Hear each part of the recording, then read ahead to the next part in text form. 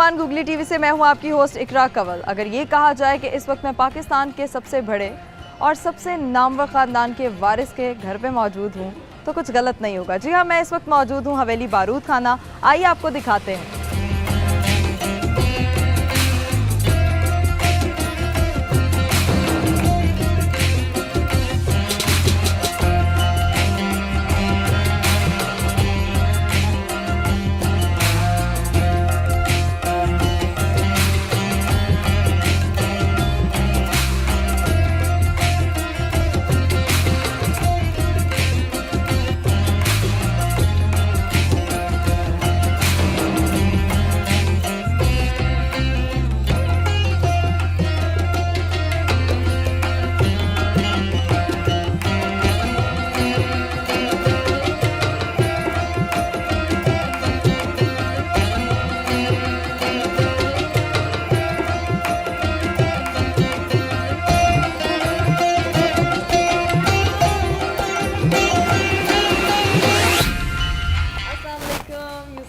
कैसे हैं? वालेकुम अस्सलाम। क्या हाल है इकरा, ठीक हो तुम? जी मैं ठीक ठाक। आप कैसे हैं? कैसे मिजाज? बस शुक्र अल्लाह का, बिल्कुल ठीक। हवेली के हवाले से ही क्वेश्चन पूछूंगी कि लाहौर की तारीखी और सकाफती ज़िंदगी में इस हवेली बारूद खाना का क्या करैक्टर है? देखिए, ये जो हवेली जो है ये ज़्यादा मशहूर हुई महाराजा रंजीत सिंह के ज़माने में, क्योंकि उनका जो कमांडिंग जनरल था जिसके पास लाहौर शहर की कमान थी, उस वक्त दो डिफेंस होते थे। एक किले का डिफेंस था जहां बादशाह खुद रहता था, और एक लाहौर शहर का डिफेंस था। जो लाहौर शहर का डिफेंस था उसका जो कमांडर था उसकी ये रिहाइश गाह भी थी, एक हिस्सा इसका, और बाकी इसका हिस्सा जो था वो असला खाना था। यानी कि सारा बारूद और गोले और तोपें और बंदूकें और जो भी चीज़ें, घोड़े वगैरह जो चाहिए होते थे। और वो क्योंकि उस ज़माने में बगावत का ख़तरा होता था, इसलिए मोस्ट ट्रस्टेड जो महाराजा का या बादशाह का जो जर्नैल होता था उसी के ज़िम्मे ये सारा ये गन पाउडर और ये सारी चीज़ें होती थी। इसीलिए इस हवेली का नाम मशहूर है हवेली बारूद खाना, और जो जहाँ ये वाक़ है इस बाज़ार का नाम भी बाज़ार बारूद खाना है। बाज़ार बारूद खाना, तो पूरे बाज़ार को इसकी वजह से बाज़ार बारूद खाना कहा जाता है। तो अब आपने पूछा, अब ये हमारे पास ये हवेली जो है जो जहाँ अब पानी वाला तालाब है जो अंग्रेज़ों ने जिसकी तामीर की अंग्रेज़ों के आने के बाद, सिखों के जब दौर ख़त्म हुआ, तो हमारी पहली जो हवेली थी वो वहीं थी। तो वो क्योंकि सबसे ऊंची सतह थी उस जगह की, तो वहाँ उन्होंने ये प्लान किया था अंग्रेज़ों ने, क्योंकि उससे पहले यहाँ कोई पानी का सिस्टम नहीं था। अच्छा। हमारे अपने घर में भी कुआं था जहाँ से पानी इस्तेमाल होता था। मतलब हम तो नहीं, हमने तो जब होश संभाली तो नलकों में पानी आता था। हाँ। लेकिन हमारे जो बुज़ुर्ग थे जब अंग्रेज़ों के आने से पहले, तो वो तो या जो लोग यहाँ रहते थे वो इधर से कुएँ से ही पानी इस्तेमाल करते थे। और हर मोहल्ले में, हर चौक में कुएँ होते थे जहाँ से लोग जो थे, आम लोग जो पानी भरते थे। फिर जब ये पानी वाला तालाब बना तो वो हमारी जगह अंग्रेज़ों ने एक्वायर करके और उसके इव्ज़ हमें ये जगह दी, अलॉट की। अच्छा, ये हाँ, बारूद खाने की जो सारी हवेली थी। तो तब से हमारी फैमिली को 1860-62 से यही मुकीम है। ये हिस्सा जहाँ बैठी हैं आप, ये जनान खाना बना दिया गया, और जो दूसरा हिस्सा था जहाँ अब सिनेमा है, अनफॉर्चुनेटली वो सिनेमा नहीं बनना चाहिए था, वो भी हवेली का एक हिस्सा था। लेकिन मेरी उम्र छोटी थी उस वक्त, वरना मैं कभी भी ये ना होने देता। बस किसी ने आइडिया दिया कि ये बना लो, इस तरह कर लो, और क्योंकि सब यहाँ से फैमिली चली गई हुई थी और ये खाली पड़ा था, तो शुक्र है कि ये हिस्सा जो है दैट वाज रिट्रीव्ड और ये बच गया। अब जब हमारे बुज़ुर्ग यहाँ आए तो उन्होंने एक जिस तरह उस वक्त मुसलमानों की हालत 1857 के बाद बहुत बुरी थी। जो हिंदू थे उन्होंने अंग्रेज़ों के साथ माहिदा कर लिया था, और उन्होंने ये भी, उनकी ये थिंकिंग थी कि जी हम तो बेचारे पहले ही जो थे हम पे हुकूमत हो रही थी, अब आप कर लें। असल तो ये मुसलमान हैं, इनको आप सीधा करें क्योंकि ये हुक्मरान थे। तो तो इसलिए मुसलमानों पे बड़ा बुरा वक्त था। ऊपर से हमारे जो उलमा हजरात थे और जो जाहिल किस्म के लोग थे वो हर किस्म की तरक्की को रद्द करते थे, कुछ पढ़ने पढ़ाने से रोकते थे, स्कूलों कॉलेजों में जाने से रोकते थे। तो उस वक़्त जो शमा जो मैं समझता हूँ कि पाकिस्तान की पहली सीढ़ी और जो शमा मुसलमानों में बुलंद की सर सैयद अहमद ख़ान ने की कि उन्होंने अलीगढ़ यूनिवर्सिटी बनाई और मुसलमानों को ये तलकीन की और उनसे मिन्नत समाजत की कि अपने बच्चों को पढ़ाओ ताकि ये पढ़ लिख के अपना कोई किरदार अदा कर सके, एक नई पौध जन्म ले। क्योंकि जब मुग़लों की हुकूमत ख़त्म हुई तो मुसलमानों का कोई खलीफा नहीं था। फिर हम देखते थे टुवर्ड्स जो तुर्की में सल्तनत उस्मानिया के जो खलीफा थे उनको, बादशाह को हम देखते थे एज़ आर यू नो, और यहाँ अंग्रेज़ों की हुकूमत थी। तो हमारे बुज़ुर्गों ने मैं जो चंद और पंजाब में मुसलमान जो वेल टू डू थे जो उनके साथ मिलके इन्होंने उसी तर्ज से अंजुमन हिमायत इस्लाम तब की बुनियाद रखी। पहले इसका नाम अंजुमन इस्लामिया था, फिर बाद में अंजुमन हिमायत इस्लाम, जिसमें फिर बाद में ये Islamia college railway road, Islamia college civil line, फिर बाद में आपकी ख़वातीन की जो कॉलेज है कूपर रोड, अब तो शायद यूनिवर्सिटी है Islamia college Cooper road, law college भी फिर बाद में बना। और बहुत सारी ये आप देखिए कि ये यतीम खाने और इस तरह के स्कूल बच्चों के लिए ओवर द ईयर्स बनाए गए। तो उस वक़्त जो मेरे दादा के दादा थे मियाँ करीम बख्श, वो लाइफ प्रेसिडेंट थे अंजुमन के। उन्होंने अपनी ज़िंदगी में अपनी 1/3 जो प्रॉपर्टी थी वो अंजुमन के नाम कर दी थी और इसी तरह लोगों ने की थी पक्के उसको करने के लिए। बादशाही मस्जिद बड़े बुरे हालात में थी तो उसकी जो मुरम्मत थी, रेस्टोरेशन थी, वो भी मियाँ करीम बख्श साहब ने अपने ज़िम्मे ली। ये दीवारें जो थीं आप देखती हैं जो चारों तरफ हैं बादशाही मस्जिद के, नहीं थी, ये खुला मैदान था। बल्कि जो हजूरी बाग की जो साइड थी वहाँ भी कोई दीवार नहीं थी क्योंकि सिखों ने काफ़ी बर्बादी की थी और जो मिनरेट्स थे, इसके जो मीनार थे वो डैमेज हुए हुए थे तोपों के गोलों से। फिर खैर इसकी मरम्मत वगैरह में वो इन्वॉल्व रहे।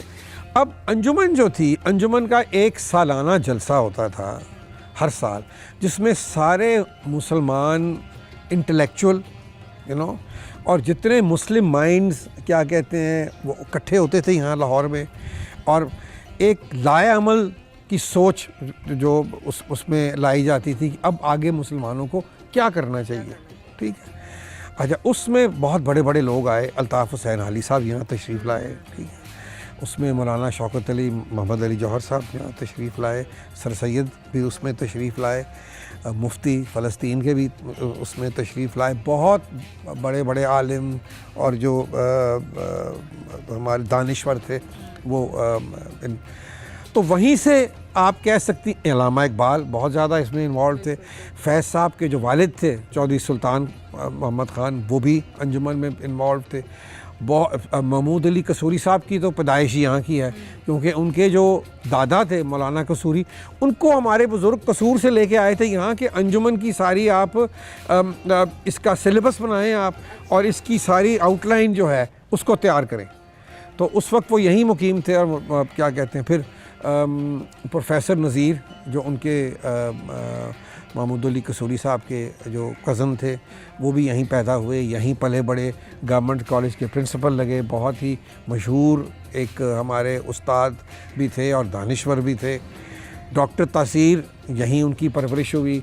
फैज़ साहब का आना भी यहाँ बहुत था, अपने वालिद साहब के साथ जब आते थे तो यहीं मुकीम रहते थे। इसके अलावा शेख अब्दुल्ला साहब जितने साल यहाँ अपने उनका दौर था जब वो गवर्नमेंट कॉलेज में पढ़ते थे वो तब भी यहीं मुकीम रहे। सो बहुत सारे लोग जो थे मर्दान खाने में, कई लोग तो सारी ज़िंदगी रहे वहाँ। अच्छा जी। एक शायर थे उन्होंने यूसुफ ज़ुलेखा पंजाबी में उन्होंने लिखी, मौलवी मोहम्मद हुसैन शायद उनका नाम था। उन्होंने वो किताब भी यहाँ लिखी, हमारे बुज़ुर्गों ने किताब भी वो छपवाई। वो कोई मुझे किताब दे के गया कि जी इसमें आपके बुज़ुर्गों का नाम है एंड में। अच्छा। उस ज़माने में जो शायर थे वो ज़रूर लिखते होते थे अगर किसी ने किताब छपवा के दी या कहाँ ये वो।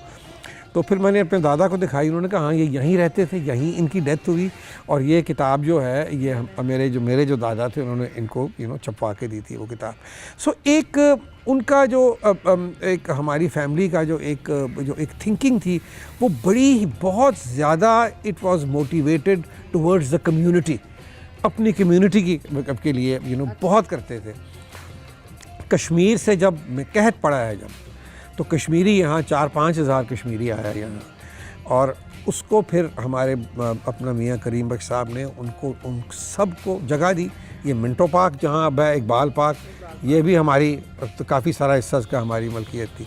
वहाँ उनको रखा, उनको 2-3 महीने खाना पानी everything because he was माशाल्लाह उन्होंने अपनी ज़िंदगी में he was a contractor, एक उनके हिंदू पार्टनर थे, और वो ये सारी जितनी बिल्डिंग्स आप देखते हैं, government college, Acheson college, railway station, high court, ये सब उन्होंने ही कंस्ट्रक्ट की थी। तो he had a lot of money, यानी कि उनके पास अल्लाह ताला ने उनको बहुत पैसे से नवाजा, बहुत दिया था। वो उसी तरह ही उनकी अपनी लिविंग बड़ी सिंपल थी सारे हमारे घर की, कभी भी कोई ज़्यादा, मेरा मतलब है कि कोई जेवर औरतों में या कोई वो इस चीज़ को कालीन तक नहीं बिछाते थे अपने कमरों में, वो कहते थे ये भी इस्लाम के ख़िलाफ़। सो वो इस किस्म की इस थिंकिंग के लोग थे वो। तो उन्होंने फिर ये सारी जो अंजुमन इसको तैयार किया। फिर आप देखें कि जब कायदे आज़म पहली दफ़ा जब लाहौर में तकरीर करने आते हैं तो अंजुमन के प्लेटफॉर्म पे आते हैं। ये बरकत हॉल में वो जलसा हुआ, और मियाँ मीरुद्दीन जो मेरे दादा थे वो भी वहाँ मौजूद थे, बल्कि उनका इन्विटेशन था जिस पे कायदे आज़म आए थे। पहली दफ़ा उन्होंने एड्रेस किया। यहीं से इन्हीं कॉलेजेस से आपका हरियावल दस्ता निकला, जो मुस्लिम स्टूडेंट्स फेडरेशन जो थे, क्योंकि वो एक बिल्कुल मुसलमानों का एक, जब ये सोच बदली मुसलमानों में और मुसलमानों के बच्चे पढ़ लिख गए, वो भी कि जो अफोर्ड नहीं कर सकते थे, तो एक नई नस्ल जो है आपकी, उसकी सोच ही और थी। उनको वो फिर उनकी वो सोच ये नहीं थी कि हमने सिर्फ क्लार्क लगना है या हमने चपरासी लगना है, वो फिर ज़रा ऊंचा देखते थे। और ज़ाहिर बात है कि जहाँ इकबाल जैसे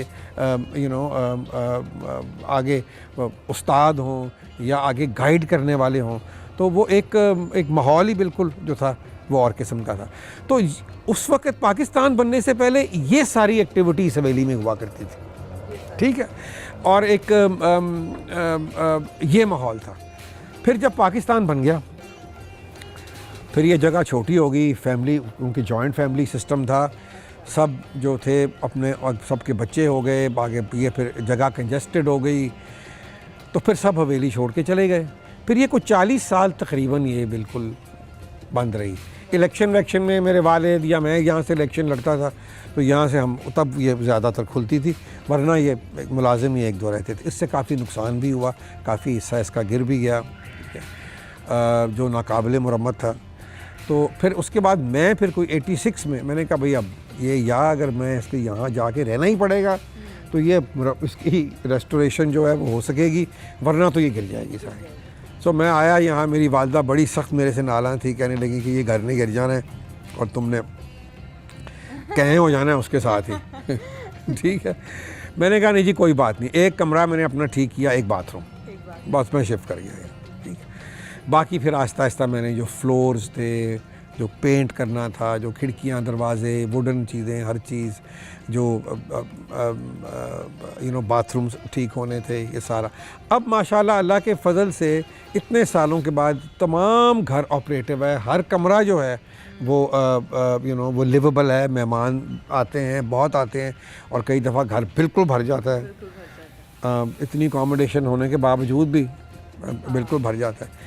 फिर मैंने ये फ़ैसला किया कि इस घर को to image Pakistan, to image the real side of Pakistan, the history of Pakistan, the culture of Pakistan, and also कि अपने यूथ को किस तरह हम अपना पास्ट, अपनी हिस्ट्री और किस तरह इनको हम अपनी जो आइडियोलॉजी है, अपनी आइडेंटिटी है, बिकॉज़ सबसे बड़ा मसला इस वक्त हमारे मुल्क में है कि हमें एक आइडेंटिटी क्राइसिस है। हमें पता ही नहीं कि हम कौन हैं, हमें कुछ पता नहीं कि ये मुल्क क्यों बना, किसने बनाया। पर इतना पता कायदे आज़म और इकबाल, उनको हम हीरो वर्शिप कर लेते हैं, लेकिन उनके वो वही हाल है कि जो हमने अपने मज़हब के साथ किया है। हम मुसलमान हैं, हम सब कुछ है, लेकिन पता नहीं है हमें कि मज़हब क्या है। ठीक है, कोई कुछ कह रहा है, कोई कुछ फ़िका कह रहा है, कोई फ़िका कह रहा है, और सब अपनी अपनी हाँप रहे हैं, और बीच में से जो एक्चुअल रियलिटी है वो बिल्कुल, वो कहते हैं ना, इकबाल का शेर है कि हकीकत खराफात में खो गई, ये उम्मत रवायात में खो गई, बुझी इश्क की आग अंधेर है, मुसलमान नहीं राख का ढेर है, तमद्दुन तसव्वुफ़ शरीयत कलाम बुताने अजम के पुजारी तमाम। यानी कि इतने हार्ड वर्ड्स नामा ने यूज़ किए हैं सबके लिए, चाहे सूफ़ी हो, चाहे मुल्ला हो, या जो भी हो, क्योंकि दिस इज़ द, मेरी कि ये जो हमारी हालत है मुसलमानों की सारी दुनिया में, इसी वजह से तो हुई है कि हम पीछे रह गए हैं। ठीक है, इस्लाम हमें आगे मूव करने को बताता है, हम पीछे की तरफ जा रहे हैं। बहरहाल वो तो एक और बहस है। तो उसके बाद फिर मैंने अब ये प्रोग्राम शुरू किया PTV के साथ, विरसा हेरिटेज रिवाइव्ड। अब विरसा हेरिटेज रिवाइव जो है, जब मैंने सियासत छोड़ी 15-20 साल पहले, मैंने फ़ैसला किया, मुझे नज़र आ रहा था कि ये क्या हो रहा है, मुझे नज़र आ रहा था कि किस लेवल की करप्शन हो रही है। मुझे पाकिस्तानियत नज़र नहीं आ रही थी कहीं, नॉट किसी टॉप लेवल पे पाकिस्तान की, चाहे वो कुछ कोई भी हो, मुझे पाकिस्तानियत नज़र नहीं आ रही थी। सिर्फ पैसे की हवस और अब मुल्क की सौदाबाजी। मेरे ज़मीर ने नहीं गवारा किया। आई थॉट कि ये मैं कर ही नहीं सकता। I should be more useful. मैं वो चीज़ करूं जहां मैं कोई काम आ सकूं अपने मुल्क पे, क्योंकि मेरे अंदर ये ज़ाहिरी बात है कि बाप दादा परदादा, उनके वालिद शुरू से उन्होंने अपनी मज़हब की और अपने लोगों की उन्होंने खिदमत की। अभी तक मेरे पास वो कालीन मौजूद है जिस पे खड़े होकर कायदे आज़म ने 23 मार्च 1940 को, क्योंकि मेरे दादा मियाँ मीरुद्दीन इंचार्ज थे, वो पंडाल कमेटी के चेयरमैन थे, और उन्होंने ही सारा जलसा जो था वो ऑर्गेनाइज़ करना था। ये एक लंबी कहानी है, इसमें मैं नहीं जाना चाहता। किसी दिन कभी पूछोगी तो मैं तुम्हें बताऊंगा किस तरह वो जलसा हुआ। वो नहीं होना था, फिर ज़बरदस्ती हमारे बुज़ुर्गों ने कायदे आज़म को कन्विंस किया कि नहीं, ये होना ही चाहिए अपना 23 मार्च को। उन्होंने कहा बिल्कुल ठीक है, फिर वो तशरीफ़ लाए यहाँ, और सारा कुछ जो भी हुआ माशाल्लाह जलसा बहुत हो गया। और उसके जलसा 1940 को में हुआ, और 47 में हमने पाकिस्तान बना लिया, इतनी जल्दी माशाल्लाह जो भी था। तो फिर देखिए, मेरे माइंड में फिर मैंने सोचा कि मैं अब क्या करूं। कुछ मेरे माइंड में ये आया कि मैं ये इसी तरह की कोई चीज़ करूं कि किस तरह मैं असरअंदाज हो सकता हूं अपने यूथ को, जो बिल्कुल ही नाआशना है, जिनको पता ही कुछ नहीं, उनका कसूर नहीं है, उनका कोई कसूर नहीं है उनका। तो इत्तफाकन ये हुआ कि कायदे आज़म की बेटी पाकिस्तान तशरीफ़ लाई, तो मेरे यहाँ भी वो तशरीफ़ लाई, बल्कि मैंने उनके साथ कुछ 6, 7, 8 घंटे गुजारे। I spend time with her. पहले मैं उनको खाने पे ले गया कुकूज़ कैफ़े, फिर उसके बाद वो यहाँ आई, फिर हम गए अपना जो हमारे BCCP के चेयरमैन थे, उनके जो बेटे हैं उनका आइसक्रीम पार्लर था डिफेंस में, हम वहाँ भी गए। वो पूरी मैंने एक बड़ी खूबसूरत एक आर्टिकल, जो मैंने ज़िंदगी में कभी एक दूसरा आर्टिकल नहीं लिखा, वो एक ही आर्टिकल मैंने लिखा, वो डॉन अखबार में छपा था, और उसका आप गूगल भी कर सकती हैं उसको, व्हेन टाइम स्टूड स्टिल। उस दिन का जो वाक़या मेरा उनके साथ जो टाइम गुजरा उसके साथ। तो मैंने उनसे पूछा, यही हम बैठे हुए थे, तो मैंने उनसे पूछा, मैंने कहा कि मुझे आप बताएं, आप गाइड करें, आपका तो वो खून है जिसने पाकिस्तान बनाया है। मैंने कहा मैं बड़ा लॉस्ट फील कर रहा हूँ इस सारी सिचुएशन में कि मैं क्या करूँ। तो मैंने कहा मैं सोच रहा हूँ कि मीडिया के थ्रू कुछ मैं कर सकूँ। उन्होंने कहा, मुझे बड़ा इनकरेज किया, उन्होंने कहा बिल्कुल ये तुम करो, क्योंकि फ्यूचर में मीडिया ही है। अगर तुमने अपनी आवाज़ पहुंचानी है, अपना मैसेज, अपनी thought, media is the best thing. ठीक है, शायद मुझे बहुत इनकरेज किया। उसके बाद फिर उस वक्त मुशर्रफ साहब की हुकूमत थी, उन्होंने एक नेशनल सूफ़ी काउंसिल बनाई। नेशनल सूफ़ी काउंसिल का मैं वाइस चेयरमैन था। पहला प्रोग्राम हमने किया कलाम इकबाल के ऊपर, हजूरी बाग में प्रेसिडेंट साहब भी आए, और भी तमाम जो लोग थे, तब जितने गवर्नर्स, चीफ मिनिस्टर्स और इस तरह जो जो टॉप पाकिस्तान की पॉलिटिकल एलीट थी वो सारे वहाँ वो आया। वो बहुत आला, I think it is probably सबसे खूबसूरत प्रोग्राम पाकिस्तान की टेलीविज़न हिस्ट्री में, सारे पाकिस्तान की इतना बड़ा प्रोग्राम, इतना खूबसूरत प्रोग्राम कभी किसी ने शूट नहीं किया। तो it went of very well और बड़ा उसका इम्पैक्ट हुआ। मैंने ये सोचा कि यहाँ इस्लाम सिर्फ सूफ़ी लेके आए, ना कोई मौलवी लाया, ना कोई बादशाह लाया, ना कोई भी यहाँ इस्लाम, ना मोहम्मद बिन कासिम साहब लेके आए, ना शहाबुद्दीन गौरी लेके आए, ना यहाँ महमूद गज़नवी मुसलमान थे लेकिन इस्लाम वो यहाँ उन्होंने नहीं फैलाया। इस्लाम ना किसी बादशाह ने फैलाया। अगर इस्लाम यहाँ फैलाया तो वो सिर्फ़ और सिर्फ सूफिया ने फैलाया। और वो उन्होंने अपनी मोहब्बत से, प्यार से, इंसान दोस्ती से, दूसरों की मज़हब की रिस्पेक्ट करके उन्होंने लोगों के दिल मोह लिए। और अच्छा, फिर मैंने ये आप देखें कि कवाली क्या थी। कवाली उन्होंने यहाँ रियलाइज़ किया सूफिया ने कि म्यूज़िक बड़ा इंपॉर्टेंट पार्ट है इस लोगों की। यहाँ उन्होंने ये फ़ैसला किया कि इस्लाम के ख़िलाफ़ नहीं है म्यूज़िक। उन्होंने कवाली डेवलप की। और आप सोचें कि कवाली को सुन कर कई लाख लोग जो थे वो मुसलमान हुए, क्योंकि जो चीज़ दिल में उतरती है वो ज़ाहिरी बात है कि उसका एक इम्पैक्ट होता है। तो मैंने ये सोचा कि चीज़ वो करनी चाहिए जिसमें कि म्यूज़िक, पोइट्री एंड टेलीविज़न, और उसी का मिक्सचर कर दिया आपने। हाँ, मैंने फिर सा ये बनाया। इसमें आप देखें, इसमें सिर्फ नॉट ओनली दैट, कितने मैंने अपना मोटिवेशनल वीडियोस बनाए, कायदे आज़म पे, इकबाल पे, फ़ातिमा जिन्ना पे, पाकिस्तान पे, वो सारा is a part of it. और किया मैंने पाकिस्तान टेलीविज़न के साथ ही, क्योंकि मैं किसी और चैनल के साथ कोई अभी मेरे पास टाइम ही नहीं है कि मैं किसी और के साथ काम करूं, क्योंकि ये मेरा काम जो है वो मैं चाहता हूं कि हर उस पाकिस्तानी तक पहुंचे जो अपने मुल्क से प्यार करता है। अब कई लोग समझते हैं कि जी ये एक बात, जी कोई लोग मुझे कहते हैं कि जी बहुत अच्छी म्यूज़िक आप बनाते हैं, आप कंपोज करते हैं, तो मैं बड़ा हंसता हूँ अपने आप में। मैं कहता हूँ कि अब मैं क्या इनको समझाऊँ, ये म्यूज़िक नहीं है, मैं एक बॉर्न म्यूजिशियन हूँ, ये अल्लाह ताला की देन है मुझे। इट इज़ जस्ट इनक्रेडिबल कि मैं जिस तरह मतलब कि मैं कंपोज कर लेता हूँ, मेरी कोई ट्रेनिंग नहीं है कंपोजिशन में करने में, लेकिन जब मैं करता हूँ, इनको पता है राहत को, बग्गे को, कि बैठे बैठे एक सेकंड में आई कैन कंपोज समथिंग। नात की एल्बम हर साल मैं करता हूँ विरसे में। वो आधे घंटे में मैं बैठ के हिना नसरुल्लाह के साथ वो सारी एल्बम कंपोज हो जाती है। आधे घंटे में 8 या 9 नातें जो हैं ईज़िली। अभी राहत के साथ इस साल मैंने एक डिफरेंट चीज़ की कि हमने एक नातिया कवाली एल्बम की, ठीक है। तो उसमें से 3 जो कवालियाँ थीं वो मैंने उनको कंपोज़ किया था। एक बड़े खान साहब की पुरानी अपनी थी। तो ये चीज़ें बस ये चीज़ जो है, फिर देखें वो कहते हैं ना कि अगर आपकी कोई नीयत साफ़ हो तो आपको मदद ऊपर से ही आती है। वरना मैं कई दफ़ा ख़ुद सोचता हूँ कि मसलन ख़ास तौर पे जो इकबाल और गालिब की 2 एल्बम्स मैंने राहत के साथ की हैं, कि मैं नहीं समझता कि मैं इस चीज़ का अहल था कि मैं इतना बड़ा काम कर सकता हूँ, क्योंकि इकबाल के कलाम में सिर्फ इकबाल का ही कलाम है। उसके जितने भी तमहीदी अशार हैं, या जिसको कहते हैं कि उसमें जो उसको अपने पॉइंट को प्रूव करने के लिए आप अमूमन हर शायर का कलाम उसके अंदर ऐड कर लेते हैं, लेकिन इन दोनों शायरों के साथ कोई दूसरा शेर किसी का मैच नहीं करता, ना गालिब में और ना ही इकबाल में। तो उनको ऊपर मसलन कोई, मैंने सबसे पहले गालिब की का कलाम था कोई उम्मीद भर नहीं आती, उसको मैंने कंपोज़ किया और वो स्टार्ट था हमारा विरसा का।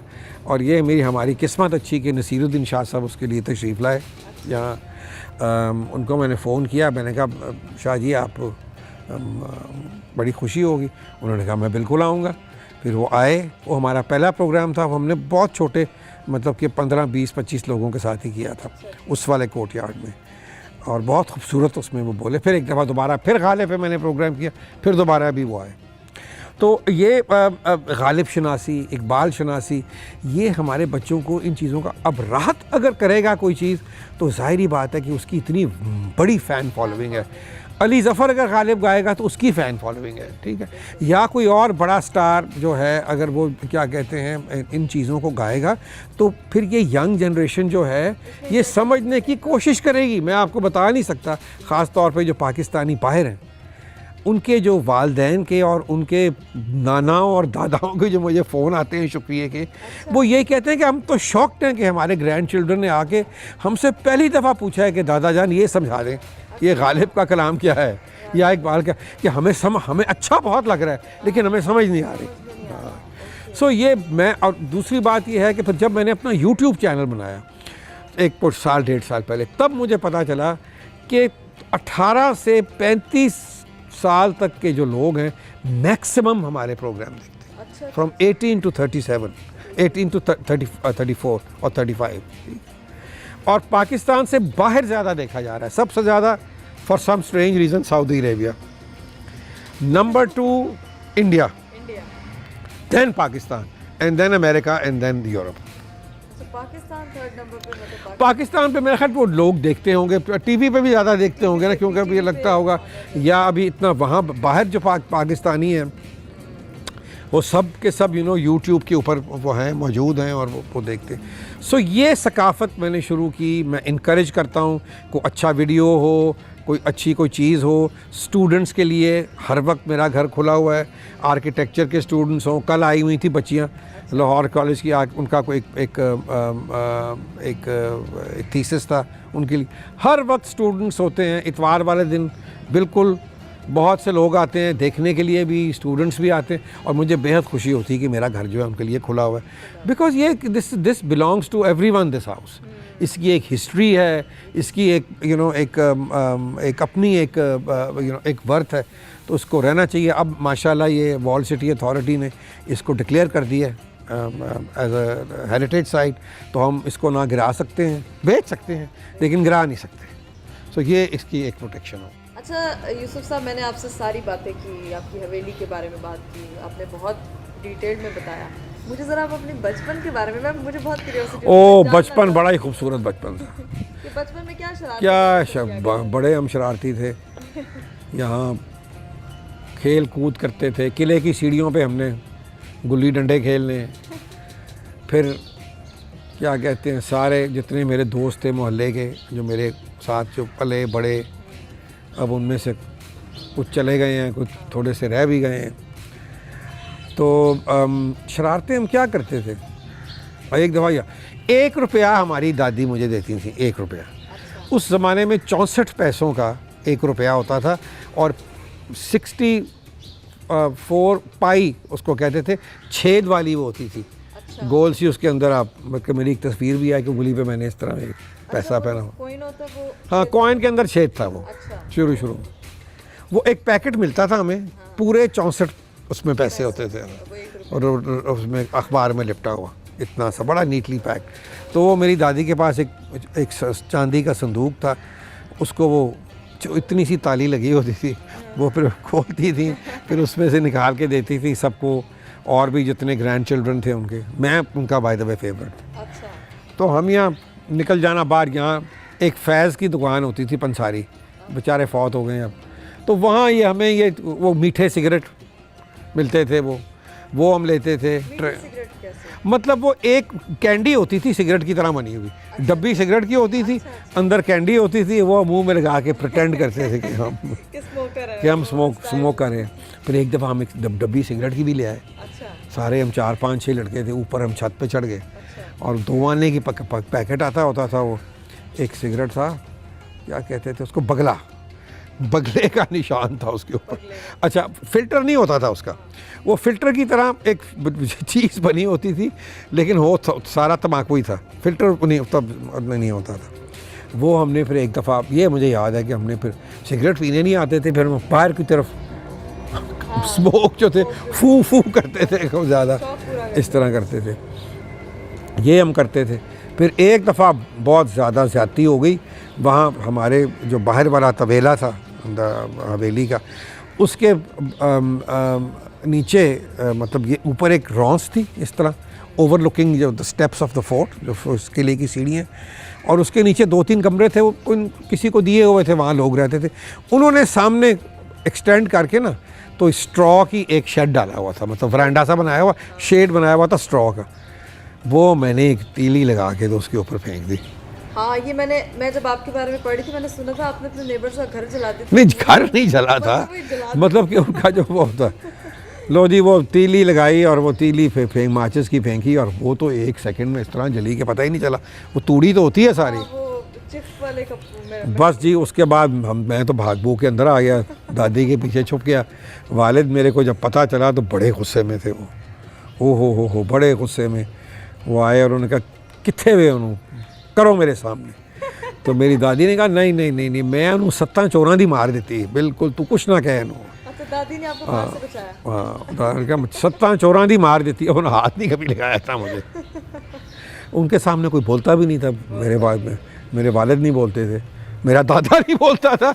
उनकी फर्स्ट कज़न भी थी और उनसे 2 साल बड़ी थी। अच्छा। हाँ, अच्छा। तो वो बड़ा क्या कहते हैं, उनका प्यार सब से बहुत करती थी, लेकिन उनका रोब भी बहुत था। तो इस तरह की शरारतें करते थे। काइट फ्लाइंग बहुत होती थी, सारा दिन ही काइट फ्लाइंग होती रहती थी यहाँ उस ज़माने में तो। और सादे लोग थे, सादा माहौल, कोई फ़र्क नहीं था। अमीर और गरीब का फ़र्क मैंने नहीं देखा अपनी फैमिली में। अच्छा। बाहर बैठते थे सब इकट्ठे उस रौंस के ऊपर, हुक्के लगते थे, जो मोहल्लेदार आया बैठा वहीं अपना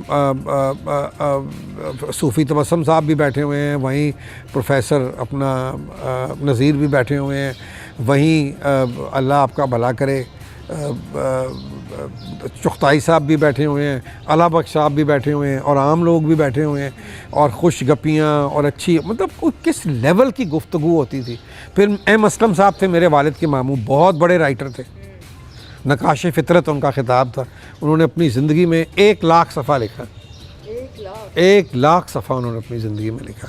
उनका अपना उनकी अपनी एक बैठक थी बाहर बिल्कुल हवेली के, और वो वहाँ उनका एक सारे उनके जो दोस्त, अच्छा तो मेरे वालिद कहा करते थे मामा जी ताड़े कोई दोस्त पंजाबी नहीं है, सारे दे सारे ही उर्दू स्पीकिंग ने।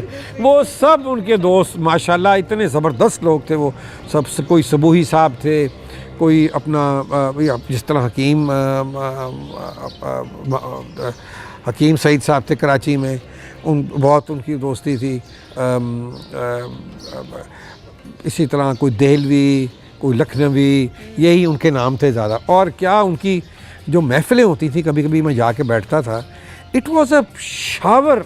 अब मैं सोचता हूँ वो बातें मुझे याद आती हैं कि what I am today honestly उन बुज़ुर्गों के साथ बैठ के जो मैंने सीखा है ना, ऑलवेज़ मुझे शौक़ ही बड़ा था इन बड़ों में बैठ के सुनने का, उनकी कहानियाँ वो अभी तक मुझे याद है। वो जो लोग मुझे समझते हैं कि मैं बहुत बड़ा इंटेलेक्चुअल हूँ, वो सारा फ्रॉड है। वो तो मुझे जो बचपन से चीज़ें याद हैं, वो कहानियाँ किस्से जब मैं सुनाता हूँ तो लोग जो हैं उससे बड़े इम्प्रेस हो जाते हैं। वैसे मैं टोटली जाहिल हूँ, इसमें कोई शक नहीं। आपकी बातों में वो है, फैक्टर है जो आप, हाँ वो नेचुरली एक बात फिर आपके अंदर, जब आप इस सारे दौर से गुज़रे हों और आपने इतने बड़े लोगों में वक्त गुजारा हो, उनकी गुफ्तगू सुनी हो, एक सेंस आपके दिमाग में आ जाती है। और वही चीज़ अल्टीमेटली आज अब जो भी मैं कर रहा हूँ वो सब मेरे दिमाग में वो चीज़ें हैं और वो काम आती हैं, दे इंस्टिल्ड इन माई माइंड, बैठ गई हुई हैं अंदर। सो कोई जो सोच है तो इंशाल्लाह क्या कहते हैं, अभी तक जब तक अल्लाह ताला ने ज़िंदगी दी ये करते रहेंगे। अच्छा,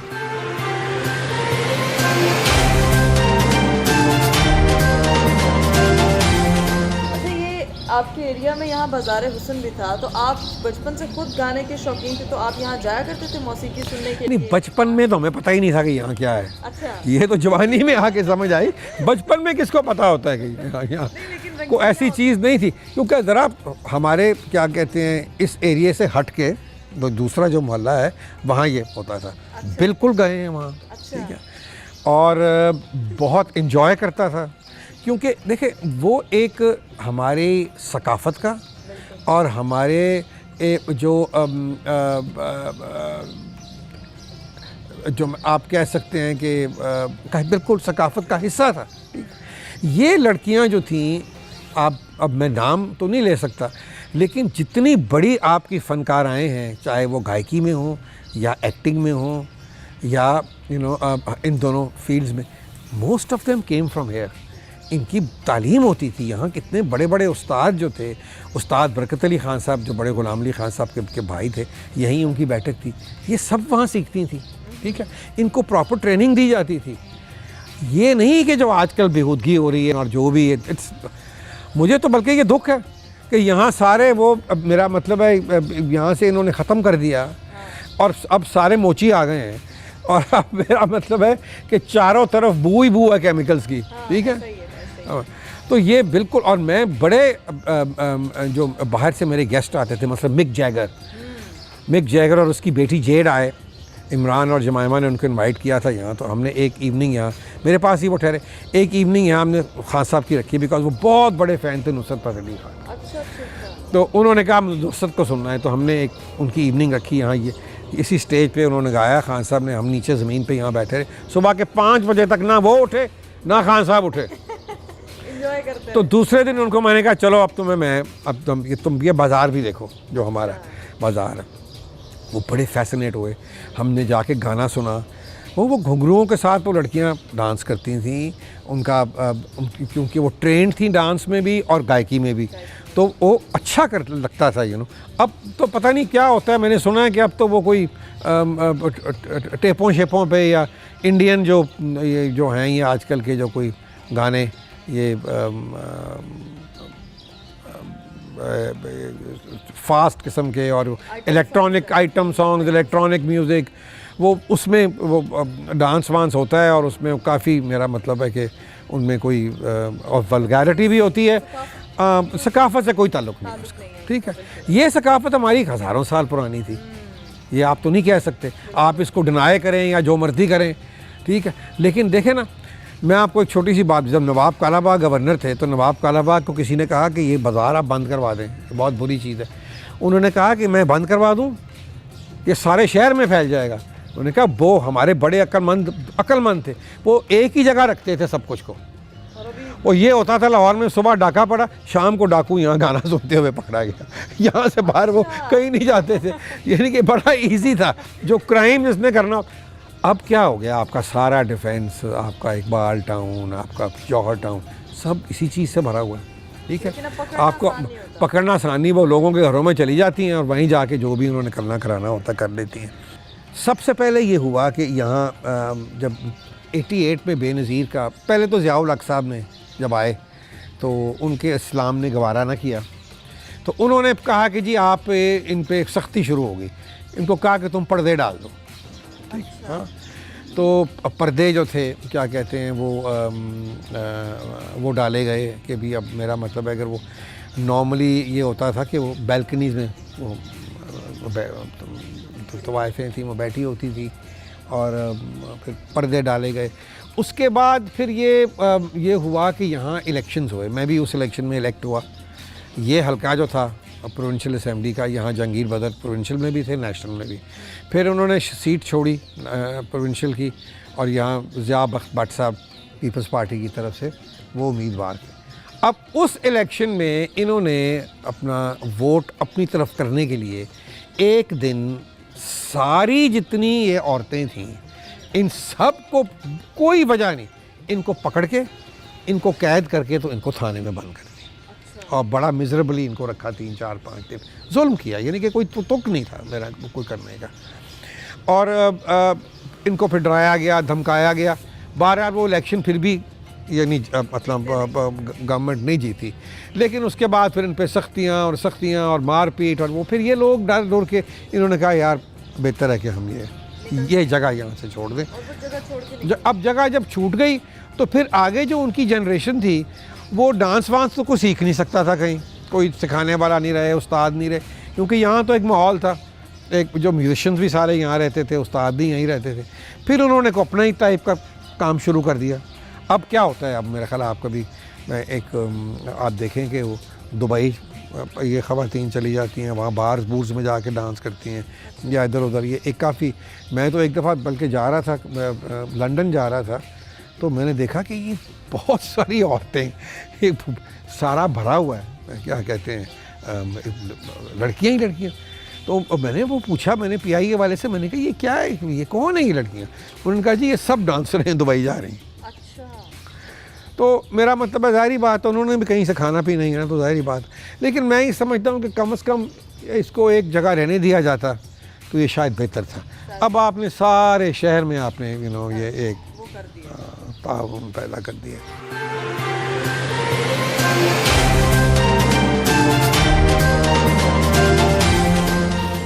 अच्छा यूसुफ साहब, बहुत सी बातें हो गई रिलेटेड टू हिस्ट्री, लेकिन अब मैं ये जानना चाहती हूँ कि आपकी मदर से आपको कोई आपकी नाना की याद, कोई ऐसी बात वो आपसे शेयर करती हैं? अम्मी कर लेती हैं कभी कभी, उनको कभी याद आ जाए कोई चीज़ तो फिर अब क्योंकि उनकी माशाल्लाह शी इज़ ऑल्सो नाउ 89 की हो गई हैं, भूल भी जाती हैं और कई दफ़ा उनको याद भी आ जाती है। इसीलिए हमने उनकी ज़िंदगी में ही उनके 2-3 इंटरव्यूज़ जो थे ना वो उनके करवा दिए थे कि एक कम से कम एक वो रह जाए, सेफ़ रह जाए जो बातें उनकी। एक डॉक्टर साहब का और अम्मी का इकट्ठा किया था। अच्छा। वो ख़ुद ही हमने किया था घर पे। फिर एक औरिया मकबूल जान साहब ने किया था उनका पूरा, और एक मुजीबुर रहमान शामी साहब ने किया था। तो वो मौजूद हैं और वो जो बातें उनको कभी याद आ जाती हैं तो वो बता देती हैं कि हाँ नहीं इस तरह भी हुआ था। उनको वालदा अपनी बिल्कुल भी याद नहीं है, वालिद उनको याद है क्योंकि she was about I think 7 साल की थी जब उनके वालिद फौत हुए।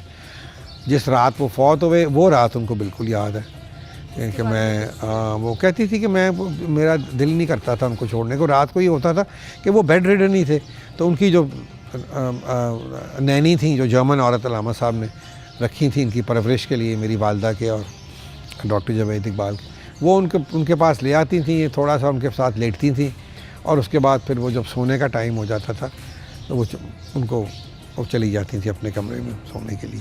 तो उस रात वो नहीं ज़िद कर रही थी कि मैंने नहीं जाना। तो आंटी डोरिस जो उनकी नैनी थी वो कह रही थी कि कम ऑन मुनीरा, अब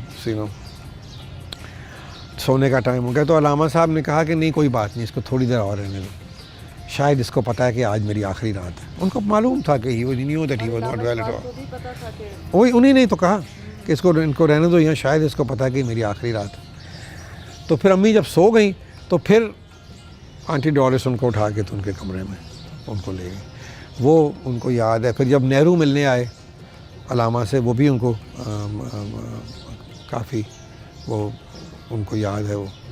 और इस तरह की चीज़ें, मसलन कि कोई मेहमान मिलने आए तो उनकी गाड़ी में कुत्ते थे, तो वो भागती भागती वालिद के पास गई। उन्होंने कहा अब्बा जी गाड़ी में कुत्ते आए हैं। अच्छा। तो उन्होंने हंस के कहा नहीं बेटे कुत्ते नहीं आए, ये लोग आए हैं। तो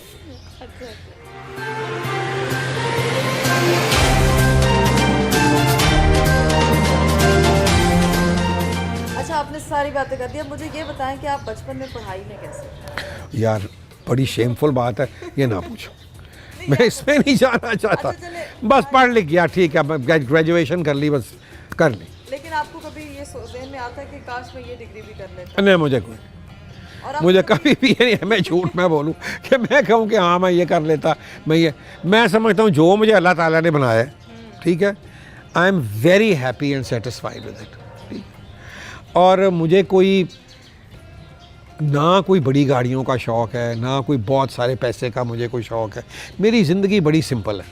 और अब तो मुझे कोई दुनिया फिरने का भी शौक़ नहीं। अच्छा। मुझे कोई साल अभी कितने सालों से मतलब मैं एक ज़माने में हर साल यूरोप जाया करता था या अमेरिका। अब मैं कई साल हो गए।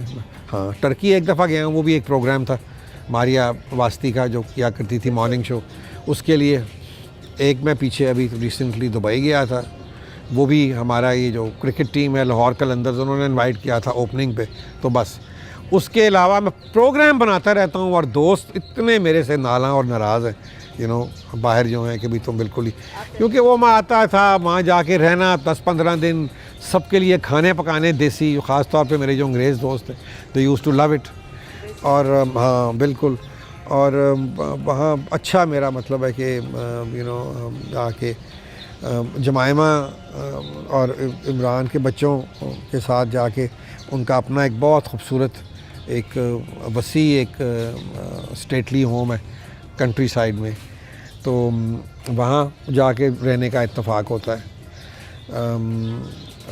बहुत ही खूबसूरत और बड़े अच्छे दोस्त हैं वहाँ जिनके बड़े बड़े खूबसूरत घर हैं। एंड सो मुझे कोई ये भी नहीं है कि मेरा वहाँ कोई घर हो या कुछ। भाई जब दोस्तों के हैं तो तुम्हारे ही हुए ना, आपने तो रहना ही, जाके सारी ज़िंदगी तो नहीं रहना, ठीक है। आप जाके क्या कहते हैं जाके वहाँ रहो। इस तरह इमरान का इतना खूबसूरत, मतलब उसका घर जो है वो तो एक सिंपल घर है, लेकिन वो सारा उसका जो सराउंडिंग एरिया इतना खूबसूरत है कि आई डोंट लाइक इस्लामाबाद, मुझे को इस्लामाबाद इतना पसंद नहीं है, लेकिन वो घर जो है ना वहाँ इतना एक सुकून है, इट्स इनक्रेडिबल।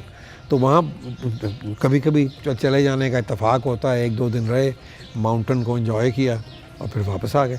असल में मेरा अपनी रूटीन जो है ना वो नहीं छोड़ी जा सकती। एक मैं इस घर को नहीं छोड़ सकता, दूसरा अपना जिम नहीं छोड़ सकता। अच्छा, बहुत ज़्यादा फिटनेस कॉन्शियस हैं आप। बस एक आदत बचपन से पड़ी हुई है, स्कूल के ज़माने से, किंडरगार्टन के ज़माने से। एचएसएन में थे 12 साल, एचएसएन में 13 साल रहे, वहाँ रोज़ करना ही पड़ता था। अच्छा। वो छोड़ी तो उसके बाद आदत ही पड़ गई, और बड़ी अच्छी आदत है। अच्छी आदत है। हेल्थ मेंटेन रहती है बंदा। मैं तो जब तक अगर ना एक्सरसाइज करूं तो आई गेट टायर्ड। एक्सरसाइज, हाँ, लेजी एक्सरसाइज करके बंदा एकदम हशाश पिशाश हो जाता है, ना, यू फील फ्रेश।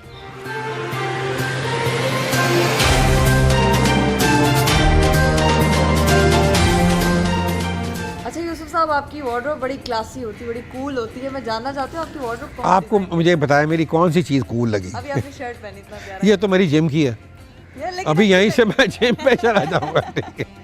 लेकिन सूट कर रही है, ऐसा लगता है कि अरे वो चले, वो कोई चीज़ भी, मैं इतना मुझे नहीं है। मेरे जो वार्डरोब है, मैं ज़्यादा अगर कोई बाहर की चीज़ मैं कभी ख़रीदूँ भी ना, तो शायद जूते, ठीक है। अच्छा। बाकी मेरे जो टेलर यहाँ पाकिस्तान में हैं, सूट जिन्होंने बनाने होते हैं, मेरा सामने हुमायूं है, मेरा जो टेलर है, मेरी सलवारें कमीज़ें वो हाथ की उलेडी करता है। अच्छा। हाँ, कुर्तों की कढ़ाई नहीं, कढ़ाई तो नहीं, लेकिन जो एक आपको पता है कि एक ज़माने में जब मशीनें नहीं होती थीं तो स्टिचिंग जो होती थी वो हाथ से ही होती थी, वो सुई से।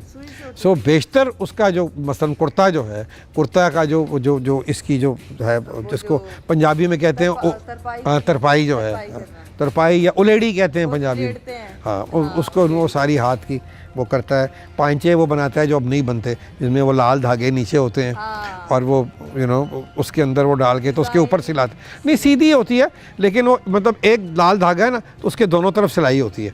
तो वो फिर जब कपड़े के अंदर वो आ जाता है तो उसकी बड़ी खूबसूरत उसकी वो जो पुराने जो पांचे होते थे, वो ज़्यादातर मैं सफ़ेद कॉटन की सलवारें कमीज़ें पहनता हूँ, और मैं वेस्टर्न कपड़ों में मैं जीन्स पहन लेता हूँ। ये इस तरह के जूते कैनवस कुनवस के, comfortable, I like comfortable cloth, T shirt पहन ली, और सूट जो है वो अपना कभी कभी, हाँ, नॉट टू मच।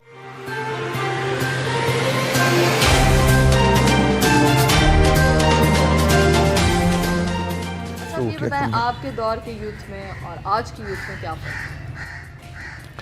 हमारे यूथ में हमारी सोच थी, हम सोचते थे, हमारे में डेप्थ थी। हम सिर्फ ये नहीं सोचते थे कि हमें ज़िंदगी में जॉब कौन सी मिलेगी और बीवी कैसी मिलेगी। अब के यही जनरेशन यही सोचती, इससे आगे नहीं सोचती।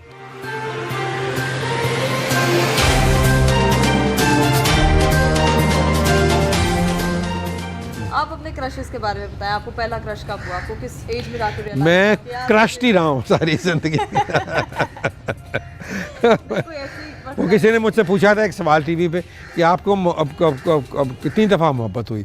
मैंने कहा मुझे हर वक्त मोहब्बत ही रहती। ये तो मैं कभी मोहब्बत से बाहर आ ही नहीं।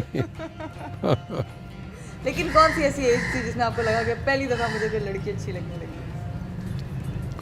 आई थिंक बचपन में ही होता है, कोई 15-16 साल की उम्र में, when you start realising, you know. मतलब हम ये समझ सकते हैं कि 15-16 साल की एज से अब तक टू बी उस ज़माने में देखो ना मोबाइल होते थे, ना कुछ होता था, तो वो पता नहीं किस तरह, मेरा मतलब है कि हम कोई वो वाला पुराने ज़माने का वक्त था ना, हाँ। कि जब किसी का हाथ देख लिया फिर शायर ने सारी ज़िंदगी दीवानी लिख दिया उसके ऊपर। ऐसा ही होता था, ऐसा ही होता झलक था। देखने लेकिन हमारा इतना बुरा, मतलब ज़रा उससे बेहतर हालात थे हमारे कहीं, लेकिन फिर भी अब तो खैर काफ़ी बड़ी खुली आज़ादी है, और everything in a way it's good also, in some ways if you misuse it तो फिर वो बुरी बात भी है।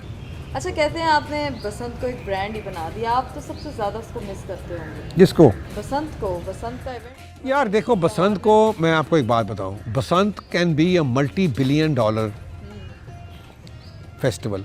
दुनिया में ऐसा कोई फेस्टिवल ही नहीं है। नहीं है, बिल्कुल। कोई ऐसा फेस्टिवल नहीं है कि जहां तमाम शहर छतों पे चढ़ा हुआ काइट फ्लाइंग कर रहा है, ढोल बज रहे हैं, खाने चल रहे हैं।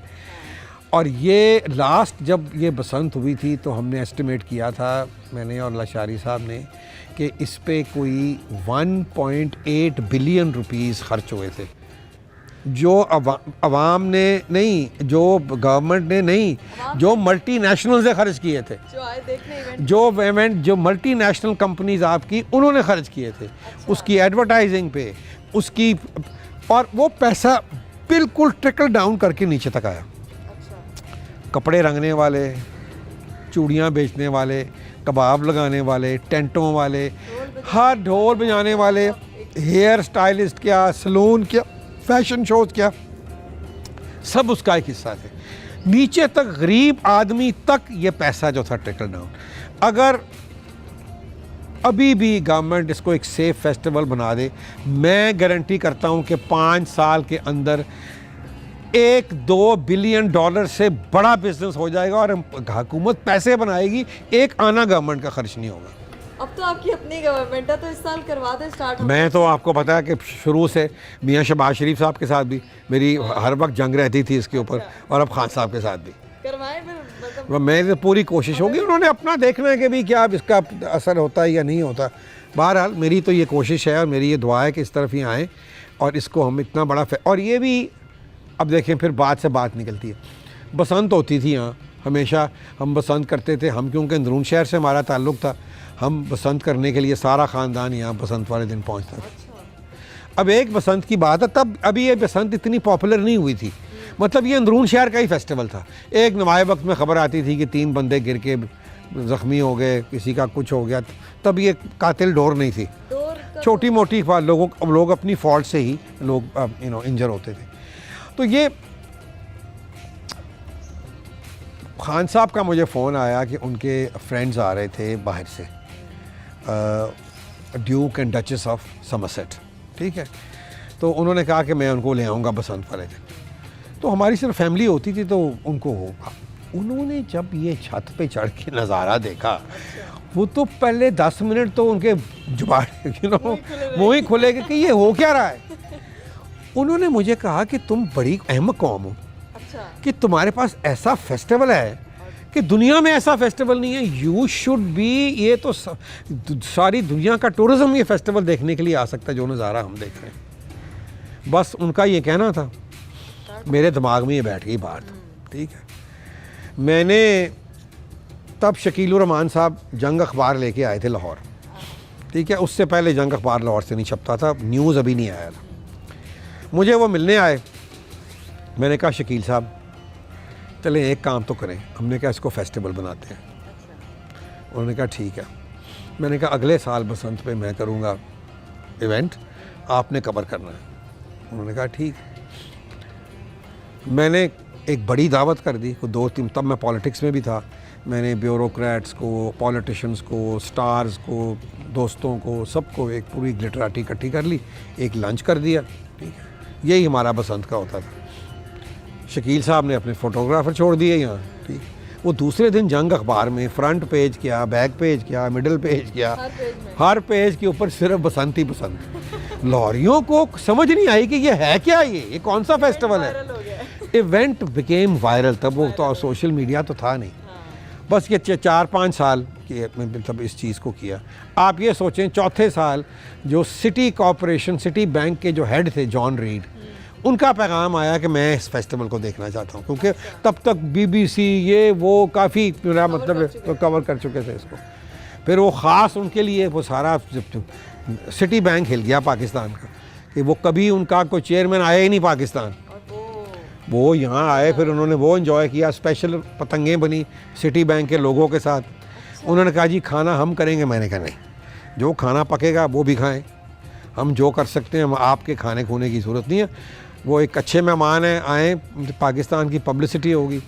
उसके बाद फिर आना शुरू हो गए जो एक साल हमने जो यंग प्रेसिडेंट्स ऑर्गेनाइजेशन है जो कि दुनिया का तीसरा सबसे बड़ा ग्रुप है बिजनेसमैन का, the third largest financial society, कोई runs into trillions of dollars. Those are chief executives of companies who are up to 38 years old. ठीक है, उनका इवेंट हुआ. उसके बाद इतना सरमाया आया उसमें, सारे सऊदी अरेबियन जो ऑयल मिनिस्टर था उसका बेटा और उसकी बीवी, जोफालीज बहुत बड़ी कंपनी थी जिन्होंने फिर ये सलमान तासीर के साथ मिलके तो ये सारा वर्ल्ड कॉल और ये सारा किया. बड़ी इन्वेस्टमेंट उसके बाद आई. उन्होंने जब आके देखा उनके उनके बसंत के वो दिन होते हैं कि जो कोई बाहर से पाकिस्तान से बाहर से कोई आए ना, कोई वेस्टर्न या किसी और मुल्क से, वो देखता है कि ये कोई मुल्क है, इतना लोग एंजॉय कर रहे हैं, ओए होए होए, छतों पे चढ़े हुए हैं, डांस हो रहे हैं, ढोल बज रहे हैं, म्यूज़िक लगी हुई है. इतनी फेस्टिविटी जो है वो या वहाँ होती है साउथ अमेरिका में या पाकिस्तान में, उनका जो फेस्टिवल होता है ब्राज़ील में. ठीक है, और या ये एक यूनिक फेस्टिवल है कि छतों पे ही सारा फेस्टिवल हो रहा है. फिर उसके साथ साथ आपकी इंडस्ट्री शुरू होगी, आपके सारे टेलीविज़न चैनल्स उनके प्रोग्राम बनने शुरू हो गए. बसंत नाइट जो थी ये फिर लाहौरियों ने खुद ही शुरू कर दी. क्योंकि बसंत, मुझे याद है बचपन में जब हम छोटे छोटे थे तो बसंत की रात को ये होता था कि हम एक पतंग उड़ाते थे, उसके साथ रंग बिरंगी कंदीलें बांध देते थे. उसमें कैंडल्स होती थी. वो जब उड़ती वो पेच वेच नहीं होते थे, बस लोग देखते थे कि पता लग जाता था कि बसंत की अमामत, दूसरे दिन बसंत है, बस दैट्स इट. फिर लाहौरियों को आपका पता है, उन्होंने फिर ये वाइट काइट और ये छतें जो हैं ये क्या कहते हैं करा दी. ठीक है, 12. तो वो एक फेस्टिवल जो था जो 12 घंटे का था वो 24 घंटे का हो गया. अच्छा यूसुफ साहब, मीडिया से आप हमें बताइए, आपका बहुत इनपुट है हमारी मीडिया इंडस्ट्री में, तो आपने बताना कि आपको मीडिया इंडस्ट्री में से कौन सी फीमेल सबसे ज़्यादा अट्रैक्ट की, मतलब अच्छी लगी? अच्छा, हमारी मीडिया में से, अच्छा ज़ेबा, बहुत नहीं, ज़ेबा बख्तियार नहीं, ज़ेबा हमारी जो एक्ट्रेस थी. अच्छा, ज़ेबा भी माशाल्लाह she is a very beautiful pretty and very dear friend also. Sangeeta को जब मैंने हमेशा मैं छेड़ता हूँ, मैं कहता हूँ जब मैं तुम मेरी पहली मोहब्बत हो, जब मैं तुम्हें पहली दफ़ा, मैं बिल्कुल छोटा था और रियाज शाहिद साहब बना रहे थे ये अमन, तो हम गए वहाँ देखने के लिए शूटिंग. तो एक बहुत नहायत खूबसूरत, पतली, दुबली, टॉल, यहाँ तक बाल, शी वॉज़ वेरी ब्यूटीफुल. मैंने कहा मैंने कहा बस फ़ौरन इश्क हो गया फिर आपसे.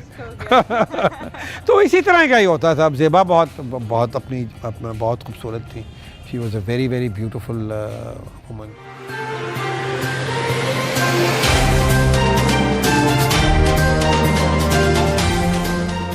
अच्छा, फ्रेश जो हमारी न्यू कमर्स एक्ट्रेस हैं जैसे महविश है, माहिरा, इनमें से आपको कौन पसंद है? They are all great. I mean they are all, मेरे लिए तो मतलब महविश, सोनिया हुसैन,